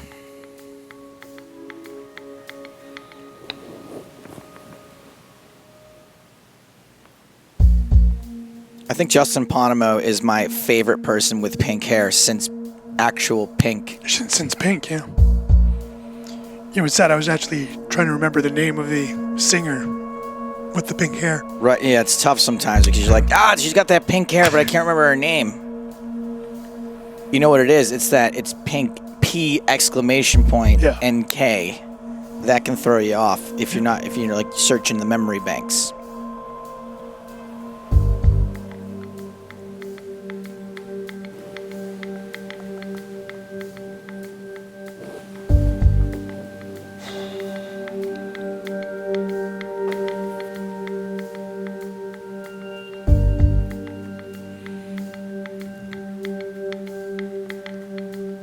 Ace-8 versus Ace-8.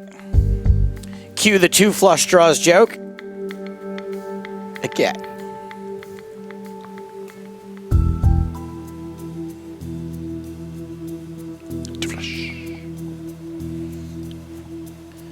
Three-bet pot. Both players miss.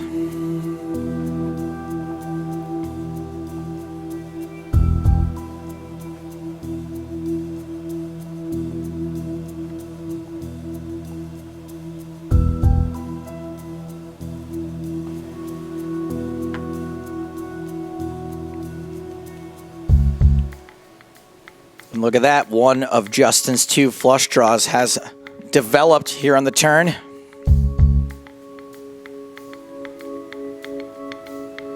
Still fairly likely they're going to chop this pot. Let's see if we get to showdown. We're going to see a little semi-bluff from Bonomo. Bonomo! Remember Bonomo used to host a podcast with Huff like way back in the day? Yeah. What was it called? Poker Strategy? Sunday Strategy?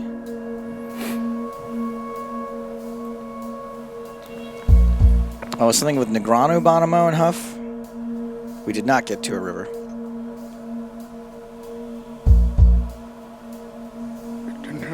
Strategy.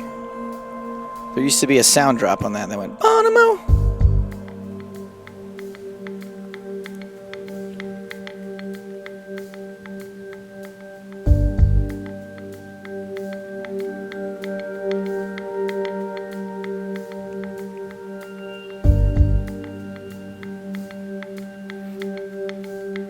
Same hand again for these 2 jokers.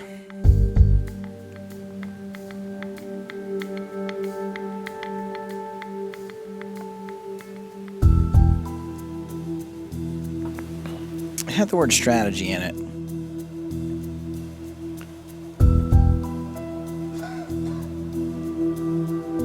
Come on, John Newcomb. You're good at this stuff. Big Poker Sundays was one of them, but I don't think Bonomo was on that one. That was Shane Schlager. Definitely Shane Schlager, which was an And amazing then show. Haralabos was on with him. That's right. Killer Poker Analysis? No. Look at this, a semi-bluff raise of the original semi-bluff by Bonomo. It's called All Strategy. All Strategy, that's the one. Hard-boiled Poker with Review. Negrano, Bonomo, and Huff. 2009 review from Short Stacked Seamus. Bringing it full circle. Gigi says, good morning, Eric Danis. Hello, Gigi. You can say hi to Joe, too. No, she did. All right. Felt nicer to read it to you. Nice.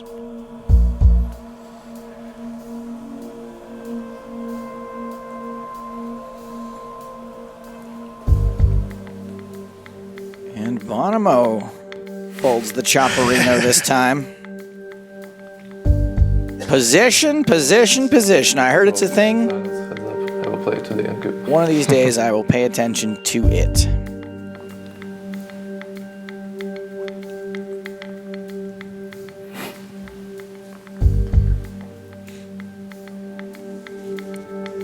Two very similar hands again. Hattie Chuck free rolling spades.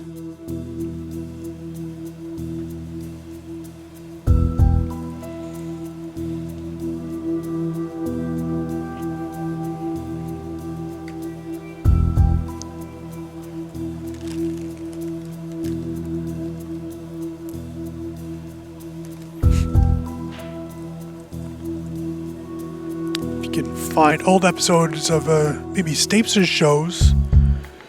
My favorite bit, strip club or hair salon.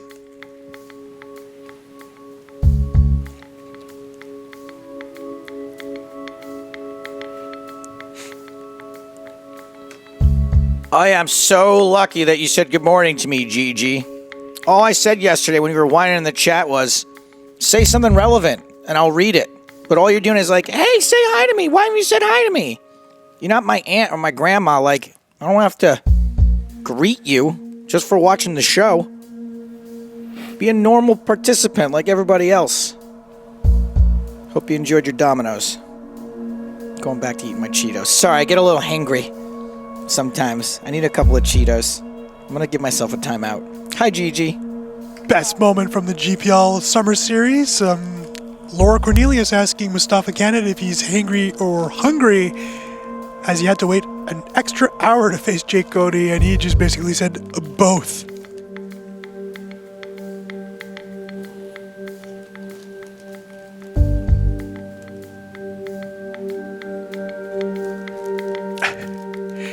John asking that I do strip club or hair salon for tomorrow's show. I might just drive around Vegas. I'm sure both might qualify in Sin City. Maybe we'll do race situation, Joe. As you're now. Bad news. Yeah. Eric got bumped from the podcast. Oh, for that. Oh, I thought you meant for tomorrow's. Oh, yeah. Yeah, I came in here this morning after sleeping 2.5 hours, and Joe, actually it was James who just said you're not on. And that hurt. That's the only reason I showed up here this morning, Joe. Everyone else showed up 3 hours after us. You even got to take a nap, and here I was. Yeah, I got bumped. I think Ron from the Miami Zoo took my place. I had 2 hours of sleep last night. Hardigan wasn't feeling that great either, and I was looking for any way to cut down the show possible. Also, because the GPL went so late yesterday, I didn't have time to come up with a game for you. Yeah. And I feel like that would be shortchanging you. I agree. As a guest on the show, for me to not have a game for you. So you could have just slammed me with questions on my future wife. I mean, that would have been great. Pretty easy.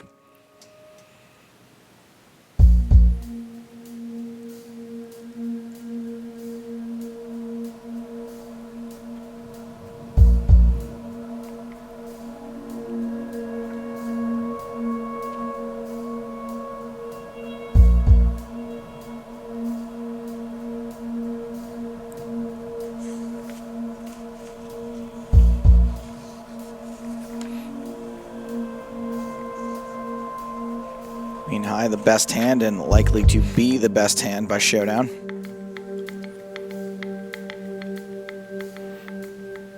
Did I say Queen 9 or Queen High? I meant to say Yes. Queen 9. What I meant to say was, yeah, sure, but what I literally said was, yes, sir. Mr. Jingle says Staple voted for Trump. No, Jamie Staples is Canadian, not allowed to vote in the American election.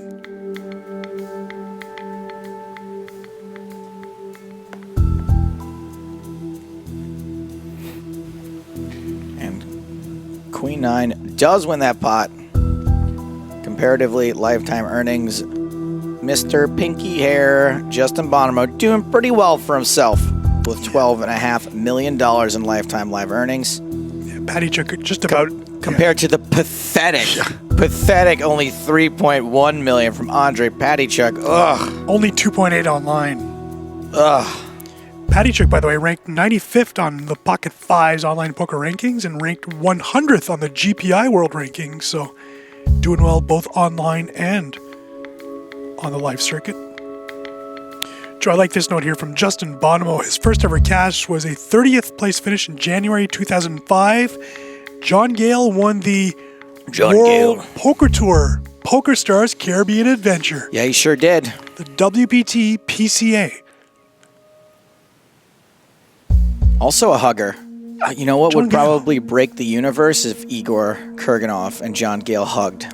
That'd be a good hug. Two of the best huggers in the biz.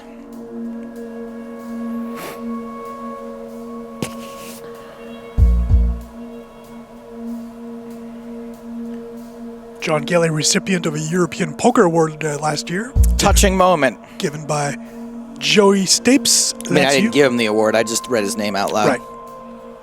Won a Lifetime Achievement Award for all his incredible work in poker, and after making a pretty shocking comeback to poker after leaving the scene for 3 years to battle cancer, battled back with a WSOP Europe bracelet last year. That's not even on my notes. Of course it's not.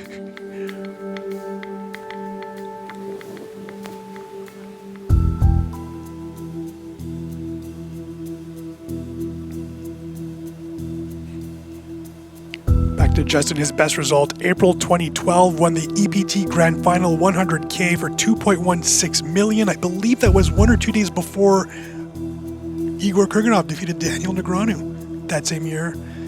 Also that year, Dan Smith won three 5K tournaments in a week. And I am officially a loner and loser by knowing all of that. Well, in addition to, I mean, that is one of the reasons why you're a loner and a loser. I wouldn't say it's the only reason. Right. No, I agree. Do you have a wedding date set, by the way? No, we, if you want to go into it.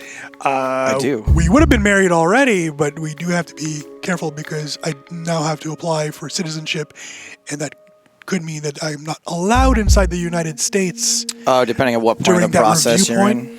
So I needed to be here for the GPL finals. So because of the GPL, I am not married yet. Wow. The GPL is just thanks everyone changing people's lives. Yep. Look at the dedication this guy has to the GPL, by the way. Although it could be cold feet right now. I'm sorry, I can't get married. The GPL is coming up. I mean, it is rather chilly in here. Hey.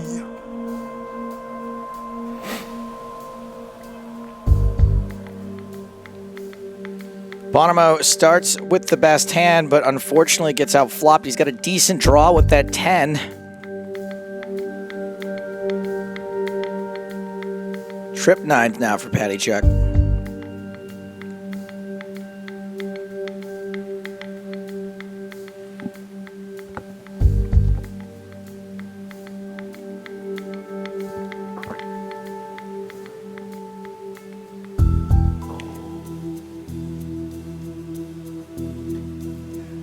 This might be weird, Eric, but you see the river card that's not turned over yet? You see like the design on the back? Yeah. Is it just me or does that look like a really effed up unicorn? Just me? It's got like a flat face and a skinny horn. No? Let me look at it again.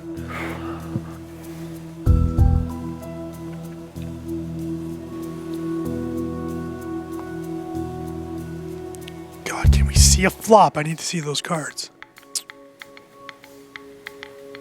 We are going to see a flop. Oh, yeah. You know, sometimes your eye just decides something Yeah. is a certain picture. I do that all the time with Twitter avatars. Oh, yeah, that works. I'm like, that's a lizard, and then I blow it up. It's like a guy sitting on the hood of his car.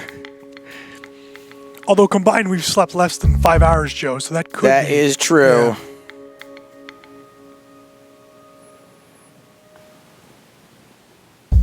All right, some people are getting behind the unicorn I saw. That's great. Not the only time today I've seen a unicorn, by the way. Again, lack of sleep. Yeah. Just seeing them everywhere.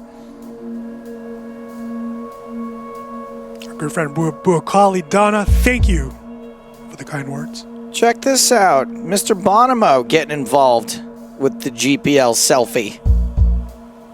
He followed all the instructions, did a selfie. He's watching the GPL, used the right hashtag. Oh, he's in the lead. Do we pick this? I assume Probably. they're going to expect us to pick it, Really? but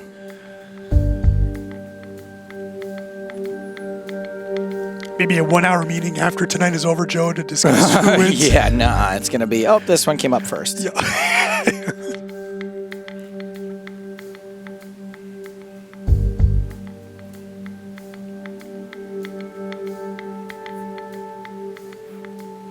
Bonomo with the best hand and the best draw.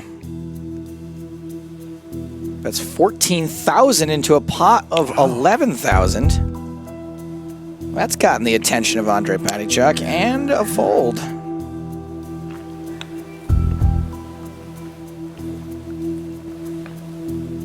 Patichuk does have a lead over Justin, but it's not that much bigger than the lead they started off with. Just Right. as the blinds have gone up, they really haven't changed that much. Bonomo has some potential here to pick up some chips as he flops a flush. Looks like Patichuk is going to bet at this. A 7 would be a very bad card for this man. Sorry, Pedro, your Instagram selfie probably doesn't count. I guess we never specifically said Twitter. Can we just stick to Twitter, because Instagram's like a phone thing. I don't get my phone out. If we have to go search, it better be good. Yeah, I'm sure it's not. So Boeree gains a little ground. Blinds are at 1,500, 3,000.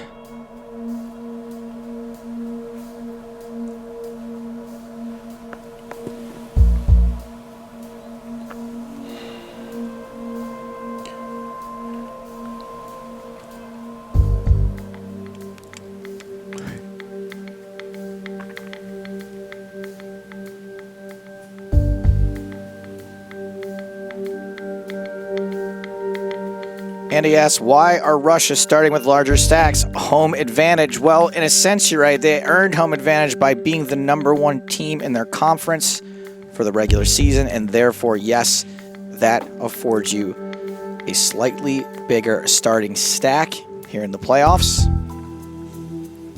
Stacks carry over or double in the next round.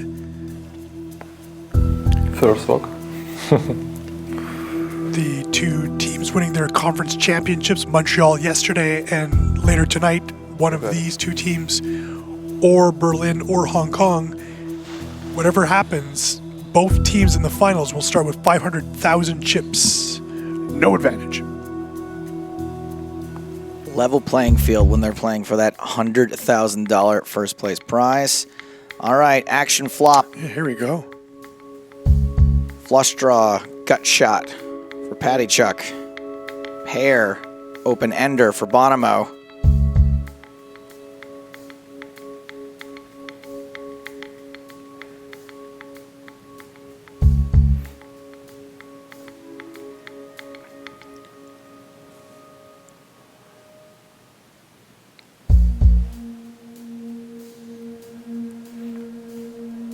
Couple more ways Patty Chuck can make a straight now, although it's the not very good end. Yes, Workario. It says the card backs could be a narwhal. It actually more looks like a narwhal than a unicorn. I agree. Unicorn is cooler. I don't know, a horned sea creature. Yeah, that's true. All right, he's right. She's right. So Patty Chuck, with very little showdown value, has decided to attempt to bluff this river. That's 14,000 into a pot of 23,000. Boeree just has that pair of 8s that he started off with. He calls. That is going to even the score. In fact, Boeree now out in front. That's a big deal for the London Royals, who at least can't be eliminated in one hand now.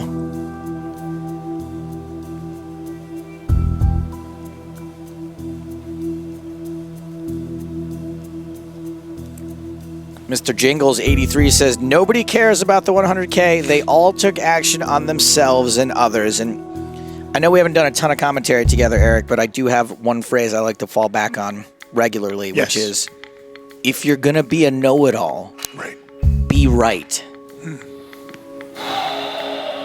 You're not right, Mr. Jingles, on either count. They do care about the 100K, and they didn't all take action on themselves and others. Timex did, because he's Timex. Thank you for your comment.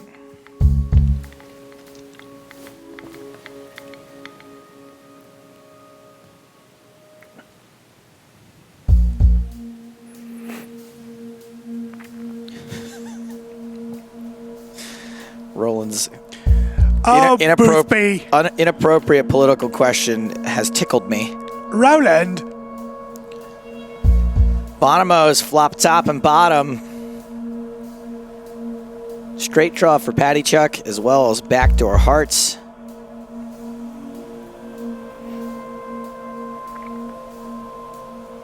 This board isn't super wet, so I don't think we're going to see Justin raise all the time. He's going to call quite frequently, as he does here. 10 on the turn. Makes things a little juicier out there.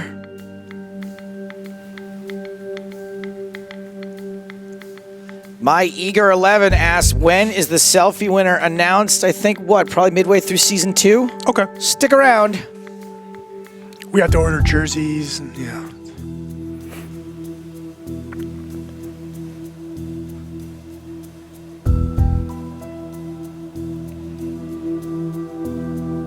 Patty Chuck has put the brakes on.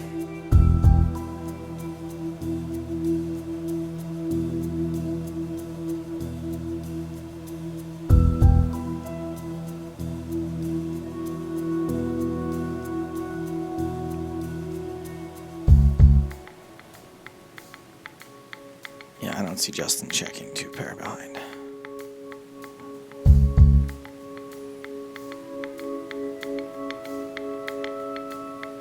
Can Patty Chuck really stick around this hand with just 9 high and a gut shot?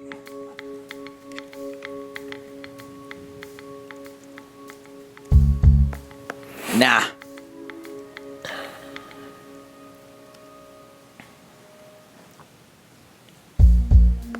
Now it's Patty Chuck who's approaching the danger zone.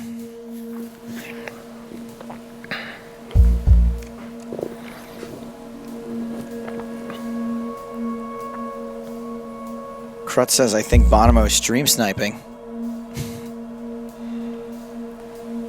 Tough to do when you're on camera 100% of the time. Patty Chuck flops trips. Bonomo with a strong hand that would likely still be the best hand on this board quite frequently. Bonomo does check behind. Well played, Boothby. I had to research this controversy with the vegans and the English note. The 5-pound note includes animal fat in the design of the note, and it is indestructible. So really, really tough time for the vegans. They can't even rip the $5 bill apart. I mean, if they want to waste 5 pounds, they can, you know, get a container of kale. I like kale. I do like kale too. I don't know. It's just low-hanging fruit or vegetable. Very bad river card for Justin Bonomo, potentially. Yep, he pays off the river bet. And these two are going to trade the chip lead again. Now Bonomo trails. 20 big blinds, plays 25.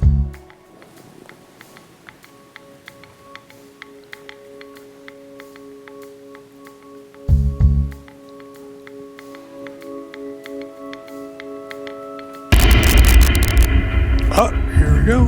Here we go. Good luck. London Royals face elimination, and that is just about gonna do it. 10 on the turn. Oh. There is some life. Hope springs eternal. 9% chance the Royals survive. Good match. Good game. The 5 means the London Royals are no longer alive. London Royals out. Moscow Wolverines did not exactly deliver on the sweep they promised us, but as far as I'm concerned, close enough for government work. Yeah, quick work of the London Royals here. Wow, that's again, the beginning of the year, Joe, that would have been, no one would have thought that was going to happen, but heading into these playoffs, Moscow's been playing so well all year. Really one of the lone teams with a solid plan throughout, not asking the players to play the way they want to, but really, destruction is what they were going through right now. But really, congratulations to them. Fantastic year. I guess the storyline heading into tonight's conference final, will Dmitry Urbanovic enter the lineup, and that'll be intriguing to see. We do see Patachuk win here and clinch it. I would have thought had he maybe lost, he would have been 0-2. That would have been a reason to take him out of the lineup, but now with Andrei Patachuk actually clinching the game, the series for the team, it'll be hard to make a change in that lineup. So as you can see, players out there offering their congratulations and congratulations to each other. As Eric said, no one would have predicted, I think, that the London Royals would have, first of all, finished fourth in their conference and then been first out during the playoffs.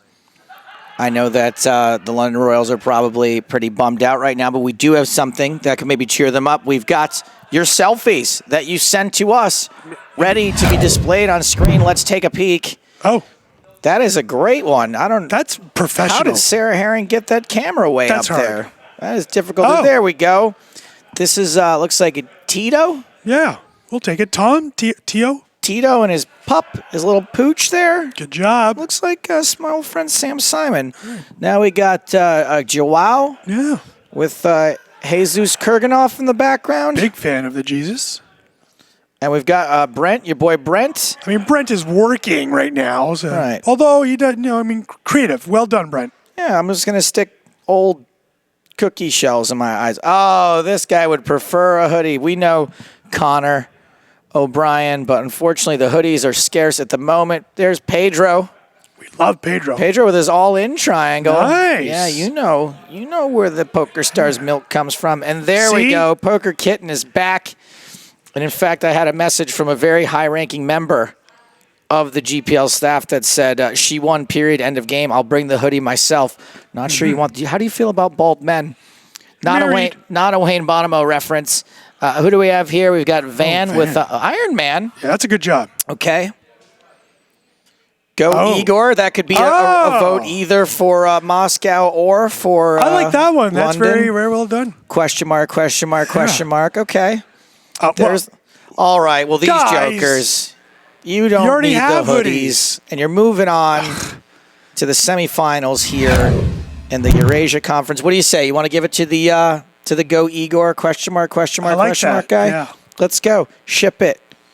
Congratulations. I don't know if we were able to do that at this point, but yes, congratulations. You won a jersey. Congratulations to the Go Igor question mark guy, and also congratulations to the Moscow Wolverines. Yeah. As I said, Anatoly Filatov came in today, all bleep and vinegar, saying, hey, it's going to be a clean sweep. It was pretty dang close. Only one win for the London Royals. Say that was Igor Kurganov. Boeree lost her match. Igor lost his other match. Yeah. Justin Bonomo lost 2. Just couldn't get it done today. The only real win London had was also when Igor got it in pretty bad and managed to get lucky, and that was, obviously the most crucial hand of that match. So just not a lot going on today for London.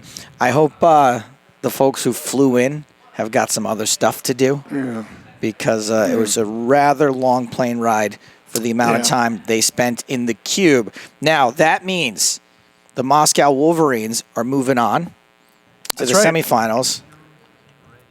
And we're going to find out how the winning team manager, Anatoly Filatov, how he feels about being this close to calling a shot. He's down on the floor with Sarah. Now, after winning the first match, I'm not going to say I was rooting for anyone, but this was significantly faster. So I think, from all of us here, we'd like to give you guys not only a thank you, but a congratulations. Now, you decided not to play Mr. Dimitri in this situation, but looking forward, what are you thinking about? Can we expect to get this crusher in there also? I guess we'll stay right now the same, but if someone will play really bad, make a lot of mistakes, Dima will replace him. So these guys have to play that the same. He's still too young. He's just learning, guys. He's just learning this game. Well, I love these crushers. It's ridiculous. They're amazing. You might have a chance in the future. For sure. I'm just coach here, coaching those guys to crush.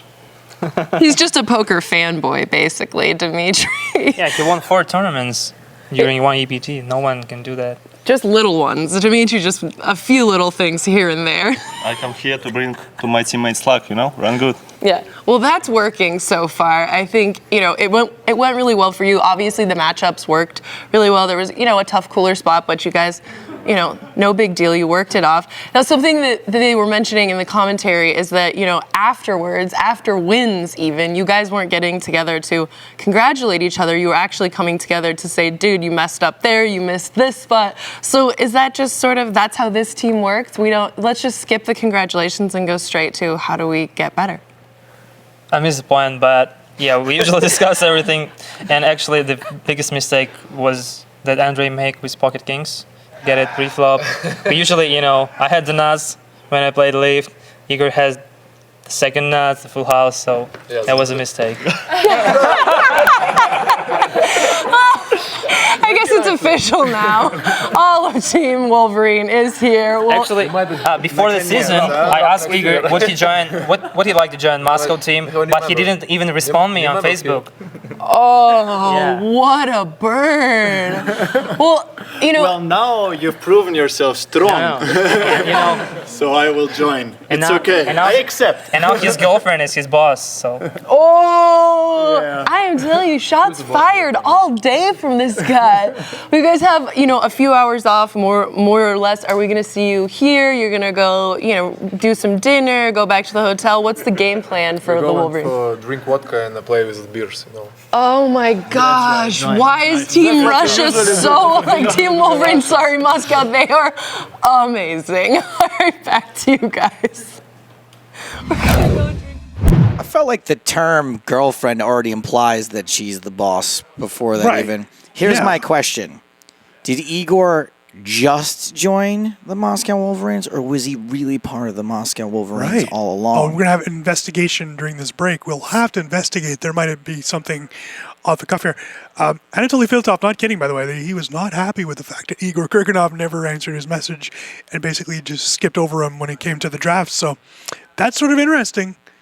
He went Urbanovic, but I do believe, I don't remember, it's so long ago, but I do believe London actually had the pick before Moscow. In fact, they did. They did. Moscow drafted later in the first round, so would have been interesting. It would have been great if Anatoly had drafted Igor just to tilt him, just so Liv couldn't. Make him sit at home all year. Yeah, that's right. You're benched, Igor. Enjoy not answering my messages on Facebook.